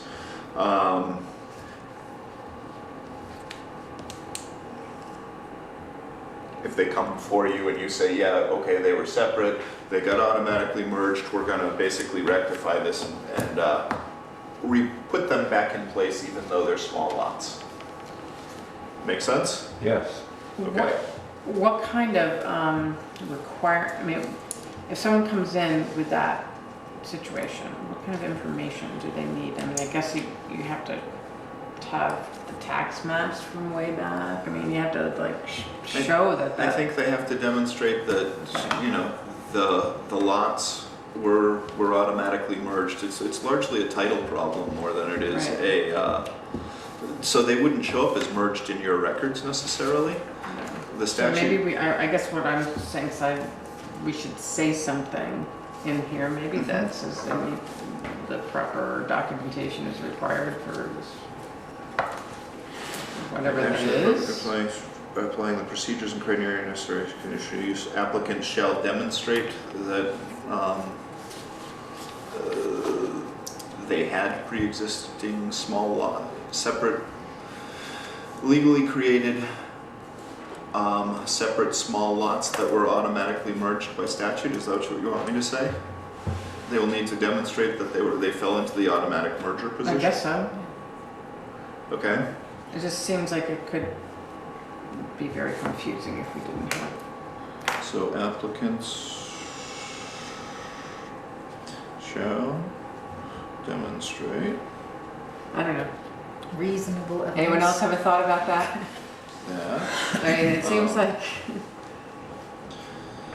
Well, I remember when this first became a big issue was when people who had owned separate lots lost their boundary. They were automatically merged, and so we wanted to preserve the rights they had prior to the law that caused automatic merger. And Can I just interrupt? So then two separate owners. well, or purchased separately. Yeah, Um, and so then So they if you merge. bought the lot next door to you and both those lots were Too smaller than your Right. zoning, the law deemed them automatically merged. Not necessarily, it was a little bit of a trap. Not everybody necessarily knew about it. Yeah, right. And it treated people differently. What this is basically trying to do is say, if you got caught in that trap, we'll give you a remedy for it. right. Is all it's doing. And it's Right. saying that it's the town of Bristol choosing that they don't want automatic merger of pre-existing No, small I mean, lots. I think that's good. I just, So I mean, I the, think that's what we should do. It's just, I think we need just to explain here that you kind of have to prove it. I mean, there's some, I'm Usually- sure there's documentation. Usually there'll be separate deeds. Yeah, Is that fair or legal to request? yeah, I think it is. So I've basically added a sentence that applicants shall demonstrate that they possessed legally created separate lots prior to automatic merger. Good. Is that okay, everybody? Yeah, makes it more clear. Okay, good. Okay, required frontage. It was section 407. The only change here is basically you, the planning commission, are doing the rights of way. And I'm not sure how the ZBA had gotten it, because generally, under the statute, where you have a ZBA and planning commission as opposed to a development review, it was the planning commission that was approving rights of way. So I've basically, that's why I've seen it in every other town, so that's what I did it here, why I did it here. I think the ZBA likes it. I'm not sure you do. The ZBA, Huh? ZBA doesn't want it. They don't want to look at rights of way. Yeah. Because it's either 30 feet or 50 feet or not at all. So it's not a hard thing to judge on. Okay. Protection of home occupation. I had John Elder providing some alternative language, and he might have actually given that to me, and I'm not sure that I've put it in here. Bill, I think you also had some questions on this section. So, home occupation are permitted as of right. So the first sentence follows statute. The second paragraph, the ZA shall use the following criteria to determine whether a proposed use is a home occupation. That's an enhancement that Bristol has added to home occupations.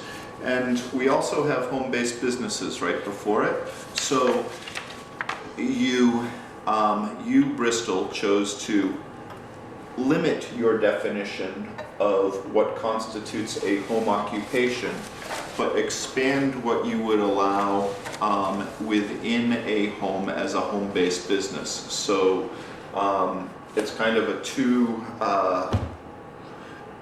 you didn't just follow the statute, you followed the statute, defined it relatively narrowly with one, but then also created a more expansive alternative with the home-based businesses. Now, sometimes that is a conditional use as opposed to a by right use.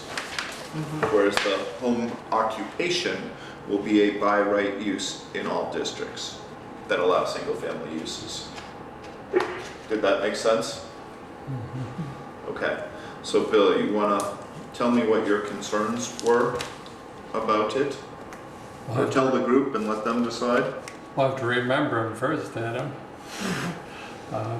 I know that in the past, we were fairly flexible in interpreting conditional uses, and what you just said, Adam, causes me to be a little concerned about moving from by right to conditional. And I know that the philosophy in the previous version of the regulations was that we wanted to make it as easy as possible for entrepreneurs to get started with a small business. And we were concerned about the dividing line between home occupation and small business, and we didn't want to unduly burden a new enterprise.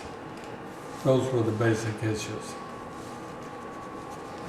But I'd have to refresh my memory to see how the language affects those issues today. So, to be clear, home occupations are still by right in all districts where single-family residences are allowed. Okay? And so how do you determine, how does the ZA determine whether it's a home occupation or whether it's something larger that somebody wants to carry out in their home? So we tried to put in relatively stringent criteria that would be relatively easy for Eric to determine rather than the character of the area, which is kind of what statute says, and doesn't give him very much. So operated by a resident of the principal building, within the principal building or an accessory building, no uses publicly, no products publicly displayed, not more than 2 persons other than the resident employed, no exterior storage. Number 5, the use shall, and it says not attract excessive vehicular traffic. And I guess I'd say we should probably go with something that's a little more defined for Eric. And I think that's what John was looking at. And I'd say perhaps satisfy your parking and access requirements as defined in Article 6. Not violate the performance standards, and those are also in Article 6, and then signs, which are going to be in Article 6.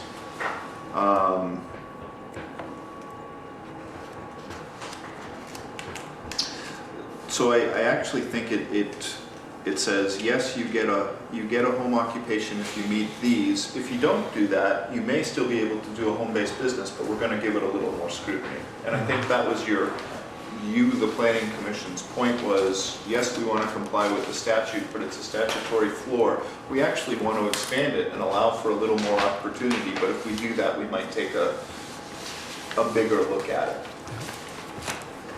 This is the language we have right now. Yes, I believe it is, because nothing else has changed. Okay. The only there's a part in there about retail, home occupation now. You can't have retail. It can only be a minor portion of the original business, Which it kind of outlines under home-based business.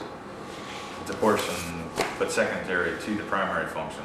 But that's not under the home occupation now. So does that mean it's not allowed? Or if they have it, it jumps to a home business? Well, home occupation is supposed to be more specific, honestly. It's more restrictive Right. than a home-based business. So I guess my question is, you could have a retail that doesn't, it isn't against any one of those 7 things. Would that be okay? Under home occupation? But it increases traffic when you have retail.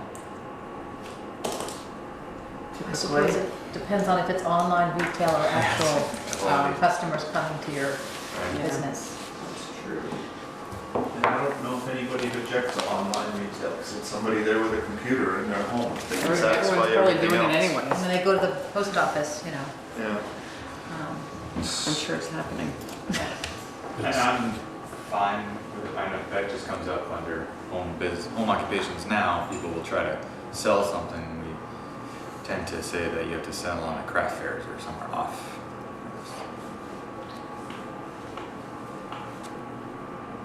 So you're trying to say that there should be language in there that says, like on-premise, like customer-based retail is not allowed. I'm not suggesting that. I'm saying that's in there currently. That's in there currently, so we're losing that if we don't. Okay. Would you like to keep it? Right now, the language reads like number 4 under home-based businesses. It has to be a minor portion. So let's say you're a hair salon and you're selling combs. You're a, pet groomer and you're selling dog food. It's got to be a small portion of what you do, but it can't be the main portion of what you do. That's home-based businesses. Currently, it's home occupation. So, no regulation is infringe upon the right of any resident to use a minor portion of the dwelling for an occupation which is customary in residential areas and which does not have undue impact on the character of the residential area. I mean, the traffic one is the one that affects. It's hard to have retail without traffic. So maybe that's the way we exclude Well, it retail says, without specifically excluding it. it says excessive traffic, so if it was a very small retail operation, a car now and then, some people have more visitors. Well, for example, I think we've had a person who wanted to sell firearms where mostly they bought and sold them online. Never licensed to do that, but every once in a while somebody would come by. So it's not excessive traffic, but it was more traffic than it wasn't a minor portion of what his business was. That was his business. It just happened to be more in the mail than. But he could do it in a minor portion of his house. Yes. Yeah. The minor portion of his house was not the problem. It was the minor. Currently, the retail has to be a minor portion of the business and not the main business. You can't come in here and say, I want to start a retail store. You can say, I want to start a service that you can sort of already sells stuff. And I'm not suggesting that you can go either way with it. I'm just, Well, that's where it is currently. I hear you. So one idea would be to divide the ideas and say the on-site portion would be minor portion of the total. So I You guys, actually, I have to mute for a second because I have to deal with my air conditioning in the room. So keep going, proceed. Yeah, that's what they all say. I actually, maybe we should, so number 5, the use shall not attract excessive vehicular traffic and shall satisfy the parking and access requirements of section blank, and that's gonna be, it's gonna be Article 6, section blank.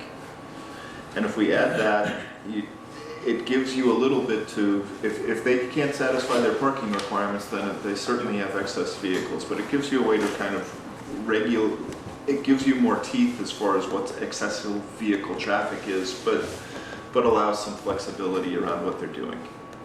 But if they don't have a parking lot, Adam, but they only get a car or two now and then and they can park on the street, there wouldn't be anything wrong with that.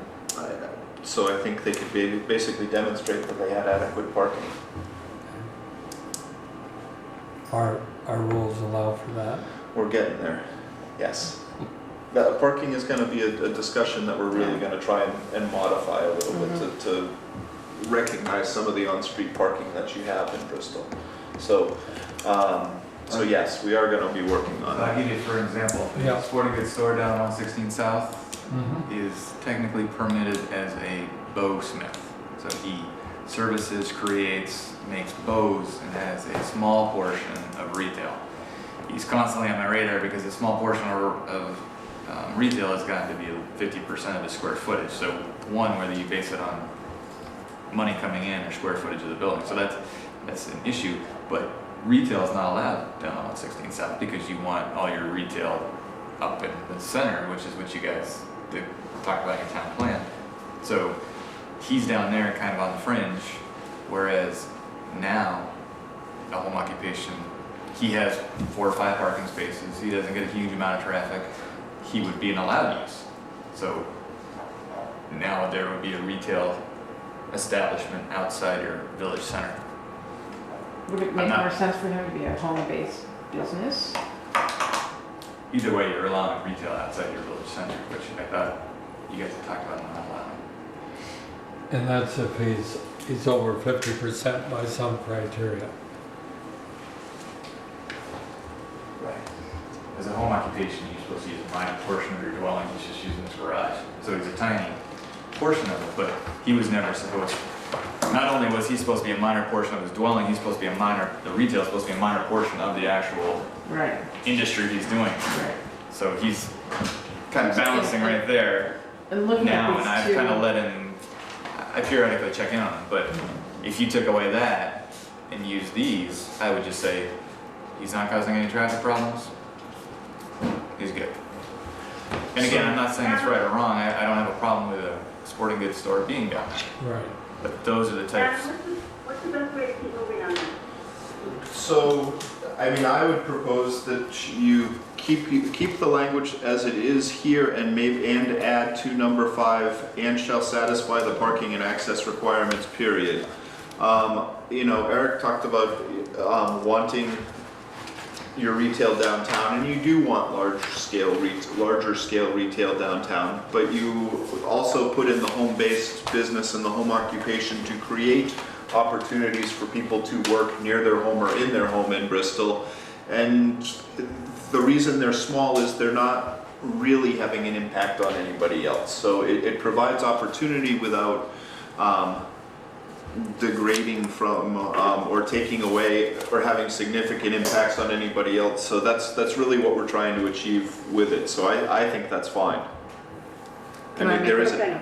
I just want to make a comment. Could the retail or the degree of retail be the trigger when something goes from or between a home occupation and a home-based business? I mean, does that make sense? I mean, we're saying There are- home-based business retail it's clearly, in my mind, a bigger operation. It's looked at a little more closely, and therefore there's more traffic, perhaps. And home occupation, I always got the impression there wasn't retail or just maybe, a small amount of, it wasn't You guys, I don't have handy my, the definitions, so our table of uses includes home occupation and a separate entry of home business. So I don't have that with me here, or Tell you what, our current definitions, or new definitions for those, making that distinction, and I can't remember whether it includes a mention of retail. all right, so how about I take a look at the retail issue a little bit more in more detail and bring something back to you next meeting. Thank you. I have the difference. Does that help everyone? Okay. Home business, the accessory use of a residential property for an occupation, profession, business, or industry carried on for gain by at least one resident of the property that complies with the requirements of section. And a home occupation is the accessory use of a minor portion of a dwelling for an occupation, profession, business, or industry.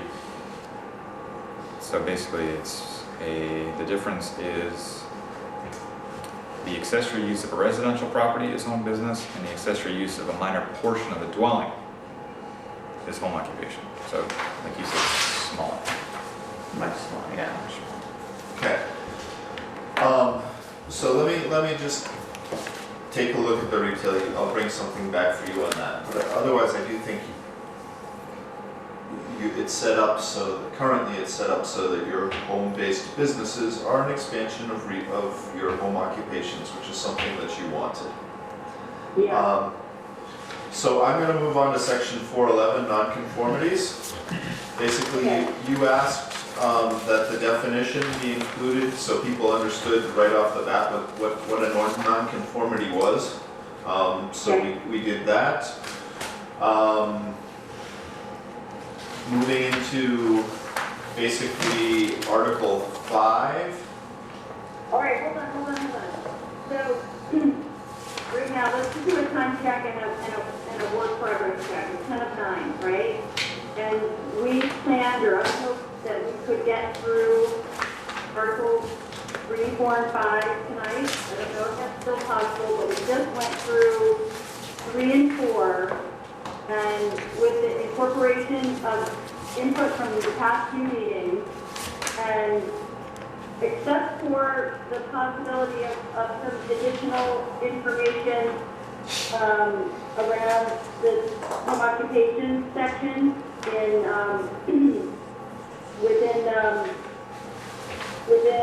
the required regulation section, I'd like to sort of take the pulse of the group and see if we're in agreement that, like we did for Articles 1 and 2, are we in agreement that we're in a good place for 3 and 4? Short of some adjustments that we've given to Adam tonight, do we feel like we can adequately say we are complete for 3-4? Yes. Yes. Yes. Yeah, Yes.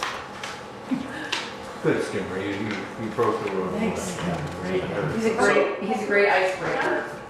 All right. All right, I feel like that's what I was looking for. All right, Adam, you agree? Yes. Okay. Thank you. All right, let's proceed with 5. Okay, so let's see, we talked about 501 when we did 405, I moved that. 502 we moved to 407, 503 we moved to 408 because those were all the required ones. Section 504, Eric, Can I just say one more thing? yes. I printed out in my email to everybody that not every single existing section from our current 5 is appearing on this draft of the new 5, and it's because those were sections that we did not offer any input to Adam for, nor did he find reason to update them himself. So when we have a final version soon after tonight, I think what we'll be looking at is a more sort of complete draft of what ultimately the fuller document will look like, and we'll pull those existing sections in that do not appear on this. Okay? Okay, yep, that's fine. I think they're all in here. So you'll see there are a number of sections where I didn't change anything or Okay. do anything. So I think they're all here. Okay, sorry. That's okay. I just wanted people to not think that we were leaving ones out that exist. There's no section 513. Okay, keep going. Okay. And you may have deleted, so if you deleted it, I may not have put it in here. But I showed some that were deleted. So for 546, for example, we deleted. 550, we deleted. In section 504, you reference section 502. Yes, Should that be now 407? How come there's it no should be. 513? Yes, I don't know why there's no Why 513. is there no 513? we're superstitious. Ah, I don't know if there ever That's not was. true. that would be funny. Are there any 13s in here?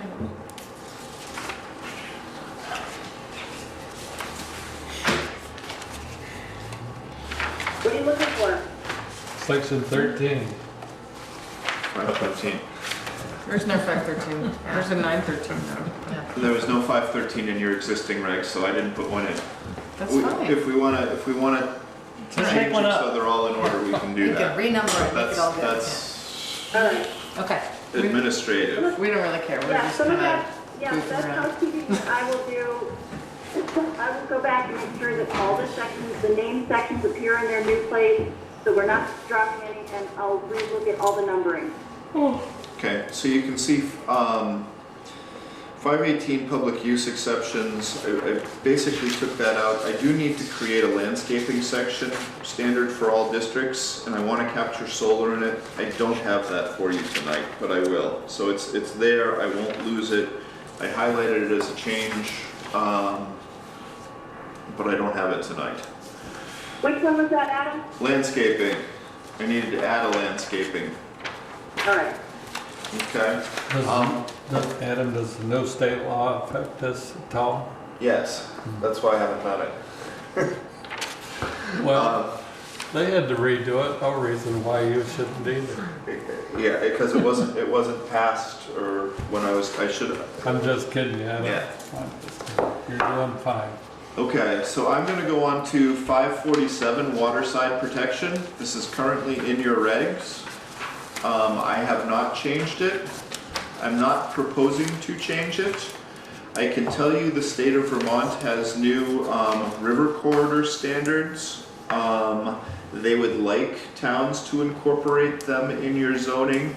I'm not suggesting that you do that here. I'm suggesting that you leave this in place. The reason is that Bristol's already a 1 acre town for purposes of Act 250, so you don't have, because you don't have subdivision regulations, so all commercial development over 1 acre is gonna get looked at by Act 250, which means the state regs are gonna apply. It's a fight I want to avoid. We're already doing a ton of changes in these zoning regs, and I really don't want to, I don't think there's a lot of benefit to getting into that fight. So I have not proposed it here. We can always come back to it later, but it could be a big deal, and you're not going to gain that much of it, from it. Adam, I just wanted to note that Kristen Underwood from the Conservation Commission had offered to be helpful around this, and Adam and I coincidentally happened to run into her for a conversation with her about our thinking on the spot about keeping our current waterside protection regulations and not attempting to do an updo based on the new corridor standard, because of the fact that, just as Adam just stated, any commercial development over an acre goes to Act 250 anyway. And I agree that the future may allow us to do a more focused review of river corridor standards, but at this point, I think we're covered, and I'd like to keep going. Is this different than the flood zone that creates an increase in your ERAP? Yes, it is. What was the question? Is it different than the flood zone that creates an increase in your ERAF? So we do have flood zone, we do already have flood zones in here. But we don't have river corridors in here. ERAP is how much you get reimbursed during a natural disaster. And if you have, we're at 17.5% or at 15, then we go up to 17.5 if we reduce the amount of, or eliminate buildings in the flood zone, something to that effect, but that would be in the flood zone. You're at 12.5. 12.5, and you could go up to 17.5, I think. That's just something we wanted to keep on the radar for potential. But would that be addressed in the flood zone section? Will that be addressed in the flood zone section, Adam? So your flood zone is definitely part of it. I've got to go back and look at the ERAF standards. There are 5 different things that get you a higher recovery rate in case of disaster. And honestly, I'm not exactly sure where Bristol is. If Eric says you're at 12.5, then you've probably got 3 or 4 out of the 5, and I'm not sure I'm not sure what you're missing right now. The last one is some kind of protection of the building. So I can look at the specifics of it. Get back Okay. see where it fits in. Adam, are you suggesting that we need to, or we might want to insert something either here or in the floodplain or flood zone in order to qualify for more sort of whatever you're referencing? Yes, I think we should look into it because it does increase the reimbursement to the town in an emergency situation. So we should look into it, and whether or not it fits into something we want to do, then we can make that decision. But we should at least look into it, and I can get that information. Okay, that would be great. And we need to determine where it would live if we're going to do that, right, Adam? Yep. Yes. Okay. Within the document, right. Okay. So is it possible that it would end up in 547, or do you think it'll go into the flood Without zone? knowing what it is, I don't know the answer. All right, so we need to come back to this. Okay. All right, keep going. So I'm moving on to Article 6, conditions attaching to specific uses. So one of the things that Eric asked if we could do is before you had all your conditions and general conditions, what I'm doing is breaking out where you put extra conditions on specific uses, like gas stations, like extraction operations, like PUDs, like campgrounds, where it applies town-wide but only applies to a specific use. I'm breaking that into a different section. They'll all be together. I'm going to put a reference back in the in Article 2 that says there'll be an asterisk next to extraction. If you're doing extraction, you're going to have to comply, and there'll be a footnote that says if you're doing extraction, you will have to comply with the specific additional conditions in Article 6. So it should make it a little bit more user-friendly for the applicants. If they're proposing something like that, they'll have a couple of different references to know that they need to do a little extra work if they're proposing one of these types of specific uses. Okay? So, yeah, so just to recap, we have required regulations, we have general regulations, and now we're going to have a section called related to specific regulations, correct? Yeah, I've said conditions attaching to specific uses. Okay. So there's a little justification for it. Certain uses have potentially greater impact on surrounding properties. These regulations require that specific uses listed within this section meet the following additional requirements governing their application, procedure, operations, use, or closure. So the first one is facilities requiring the storage of flammable liquids. So if you have big tanks of gasoline or propane or things of that nature, it's got to be set back from the property lines a little further than other things. Section 502 talks about, 602 talks about motor vehicles. I guess my one question for you is, how do you all feel about the lighting canopies at your, what I call your traditional gas station? Do you want to put something in to address those, or are you fine with those? I don't know. When you say a lighted canopy, meaning the lights that shoot down or shoot out? The lights over the pumps. Which So are often the- very tall. The big, they're generally high, they're generally pretty bright. Lots of LEDs, like. So my question is, how do you feel about those? If you're okay with those, you've got one, down West Street, right? Right, Maplefield. Yeah, Peaked roof.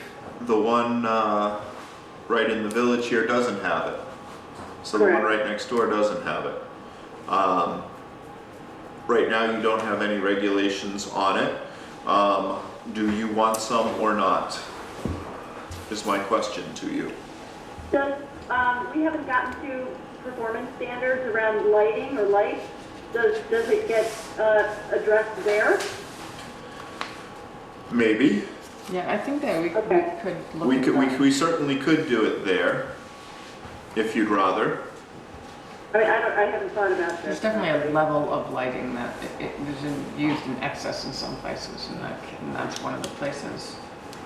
I mean, we would need to find out what is excessive and what. I mean, if nothing else, once those are established, from the user end perspective, maybe putting a note in here referencing the lighting section, just as a reminder, is that in addition, you better go check out the lighting section and make sure that whatever you're doing is in compliance, that you're not exempt from that or whatever, but. So the lighting in the next section, so after Article 6 is gonna be basically your performance standards. It's gonna be your lighting, it's gonna be your noise, it's gonna be your odors, it's gonna be, again, kind of off-site impacts that reinforce site plan stuff. So that'll be our next section that we start tackling. And we have reference in conditional use and site plan for lighting too, don't we? Yes, we do. Right.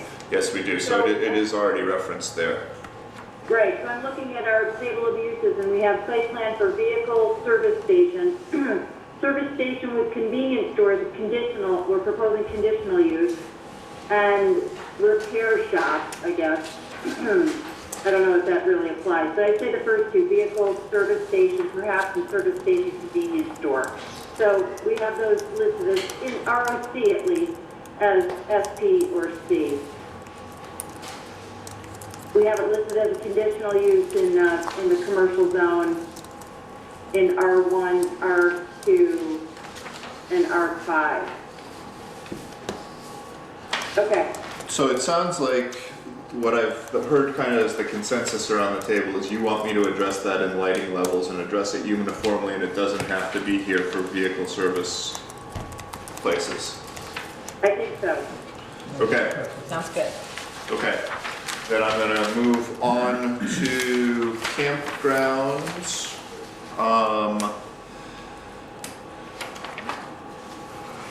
You had two sections kind of on campgrounds. I combined them as per Chris's notes. Good. Chris may have had some other things that he wanted to bring before you, and I'll put an asterisk there, but I haven't seen them.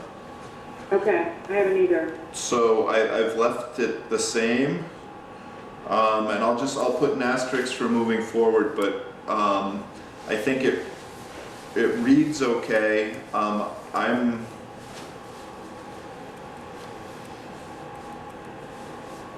I don't have any specific suggestions for you on campgrounds. All right.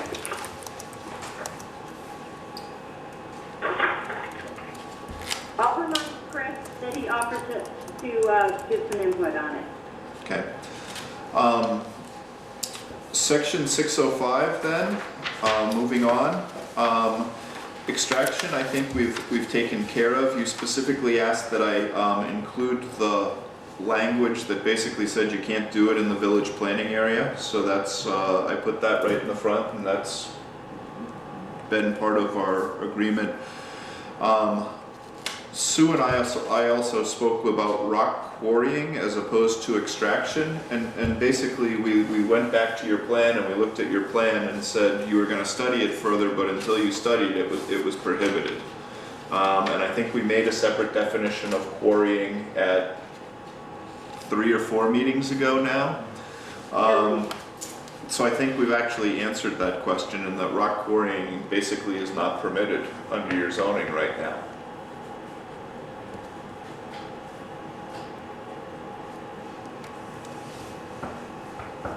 So, assuming you're all okay with that, I don't have other things for you unless you want to get into some of the specific standards of extraction. Have you ever seen a And definition? are there, hold on, let me just, is this a new, hold on. I'm just gonna look at our current section. This is largely your current section, but the change that I made is basically in red, and it's basically prohibiting it within the portion of any district lying within the village planning area as specified in your town plan. Okay, so that's the only addition here to our current regulations, basically. That's correct.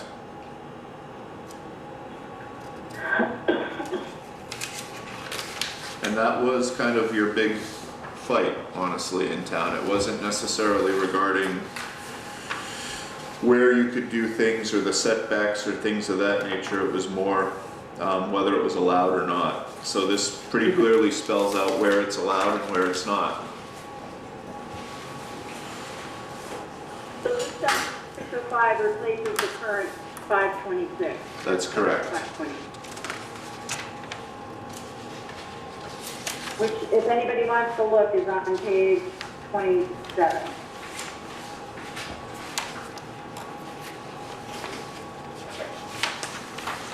Okay. All right, I think that the addition of the reference to the town plan and the village planning area is really important, and I'm glad you did that, Adam. I don't have any other suggested changes here. Everybody else okay as well? Yes. Do we, it seems kind of harsh to say nobody could ever quarry any place in town, ever. Have you ever seen a definition and standards and guidelines that made sense to you for quarrying? That would allow quarrying? Yeah. Sure. I mean, yes. So, I mean, the biggest difference is the noise. It's the crushing, largely, and the blasting that people object to. So it's a bit more, you know, it's a bit more, I guess, intrusive or potentially intrusive. I mean, you have some quarrying here right now.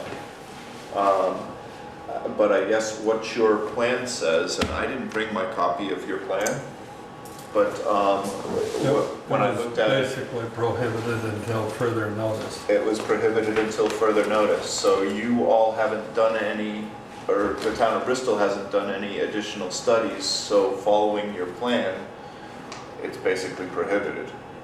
So the quarry that goes on now is grandfathered, is that what it is? As far as the town of Bristol is concerned, yes. Okay.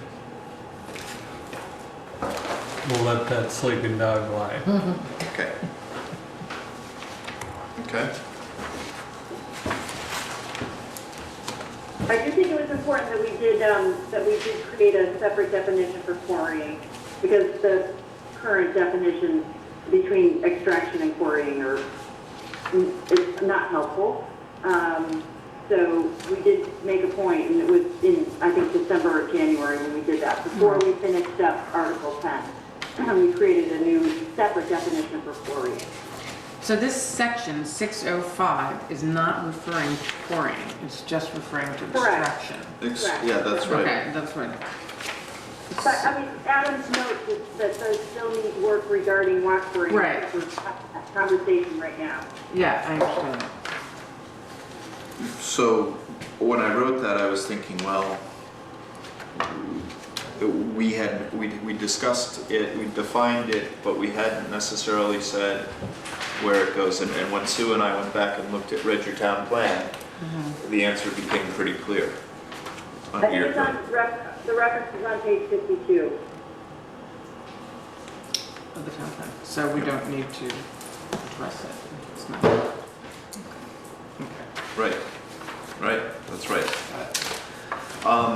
So I'm gonna skip over solar, wind energy systems and telecommunication towers for a second.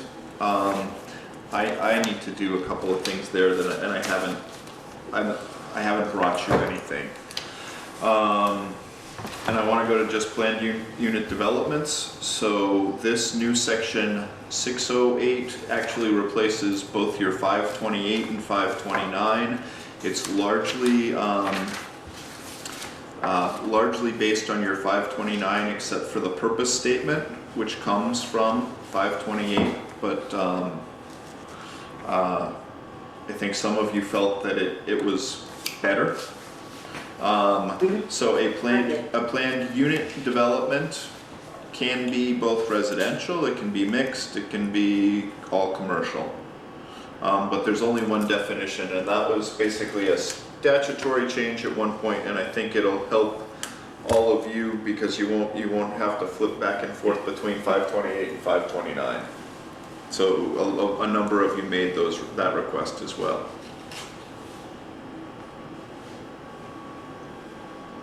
This looks good to me. The other thing that I added is at the very bottom. It basically says that if you're within a building envelope, you've got some leeway, slightly altering your actual footprints to accommodate for actual site and subsurface conditions. So if you're in a building envelope and you got to move the building 5 feet and you stay within your building envelope so you meet all your setbacks and stuff, you're okay. And that's just so people don't have to keep coming back before you because they found, ledge at this place where they didn't see it before, and we want to accommodate that type of thing. Actually, and then in the yellow, under B above, I think my notes from your previous meeting said, well, I made a couple suggested changes about the density.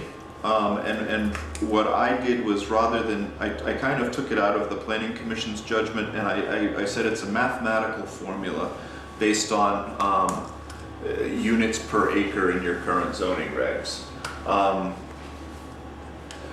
So what I don't want you to do is, what I think you should do is look at basically the number of acres and the density that's allowed in that zone, and basically just do the math.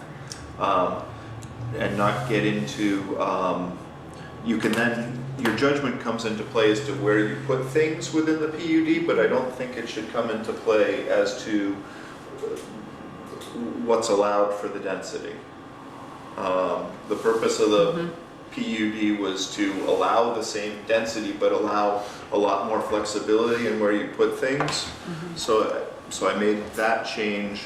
And then in the notes that I had, it looked like you wanted to have more of a conversation around density bonuses for residential units. So I have a question. Do you talk about when a project crosses two zones and how to, for example, like the co-housing project where it's in two different zones?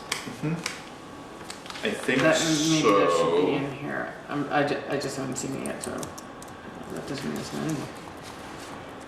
What was the question again, Katie? If the project crosses two different zones that have different density requirements, how do you calculate that? I mean, we know how, but we just to have it in here.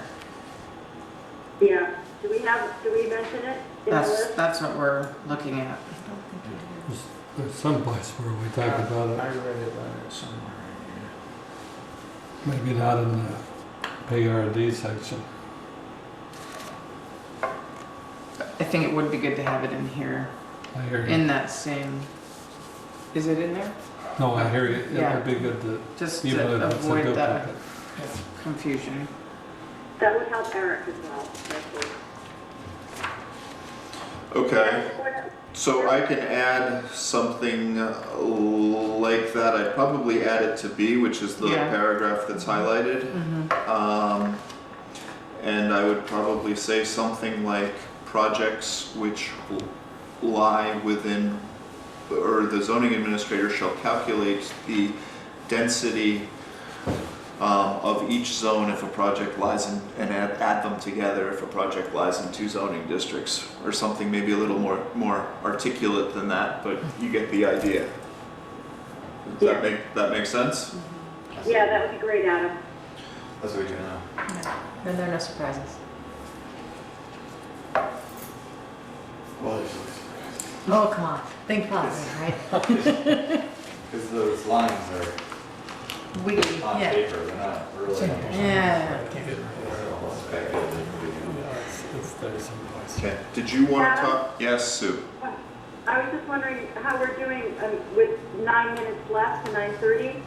I wanted to get a sense of whether, are there any more specific regs? Is there anything missing from this proposed new article? So I've addressed all the concerns that all of you brought to me about your existing regulations.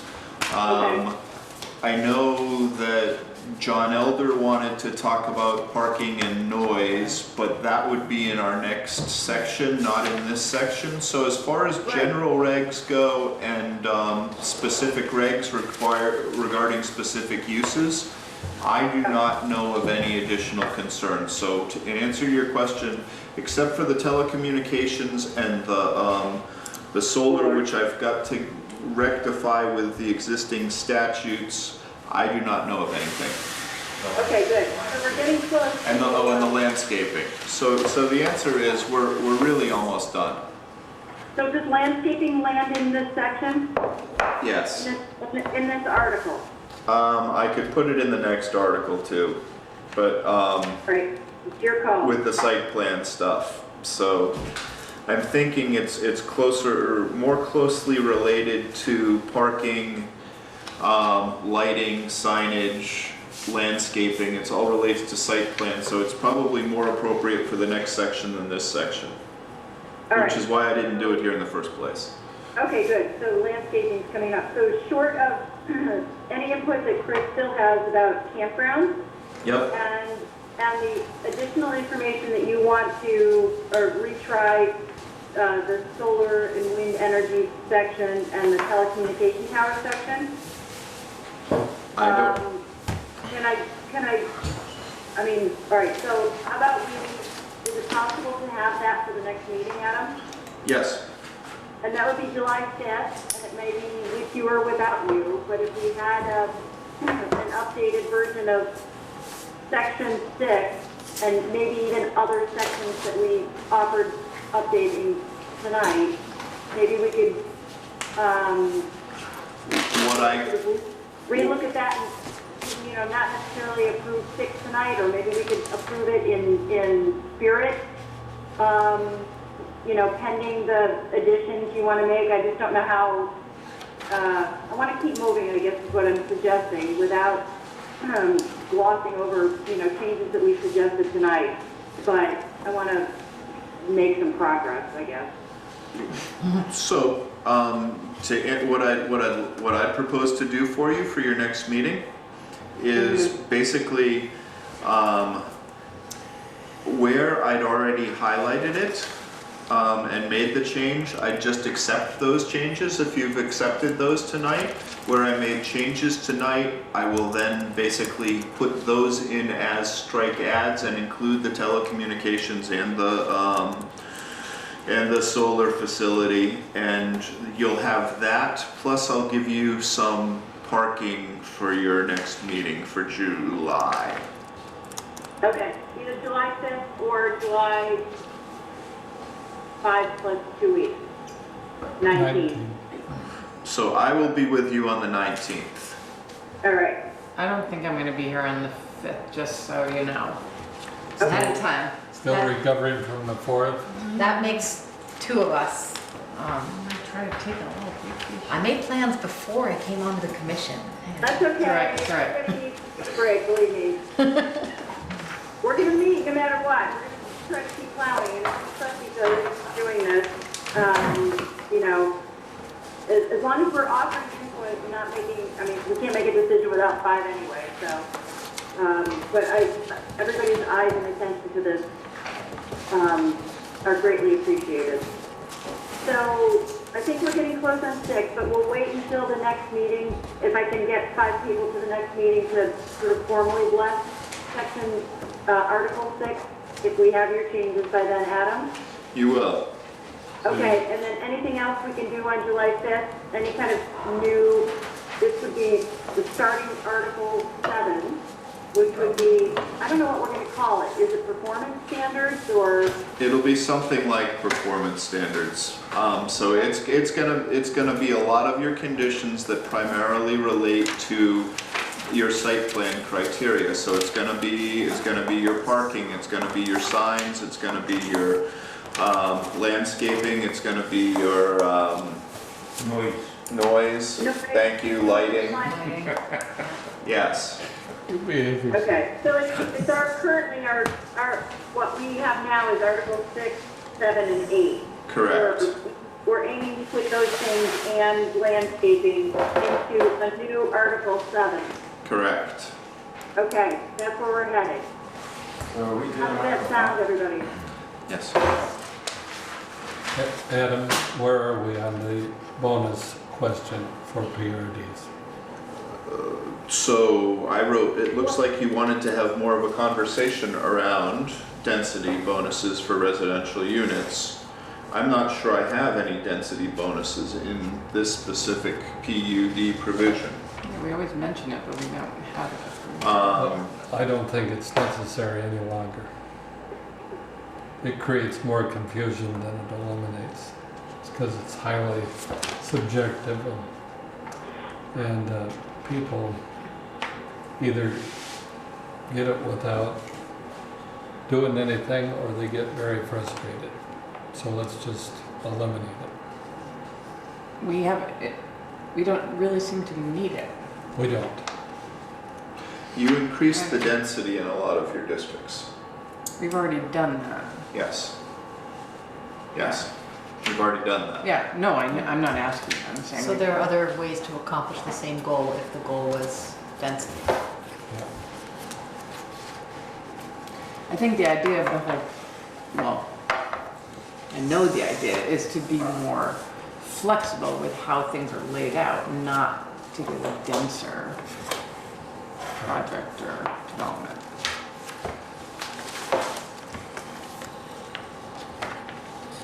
Adam, would you agree with that the purpose of a PUD is to encourage flexibility or allow flexibility as opposed to density bonuses? It could be both. Both are legitimate. It could be either. Well, it's certainly the flexibility. If you wanted to add density bonuses, you could, but it's a bonus. It's just that. You certainly don't have to.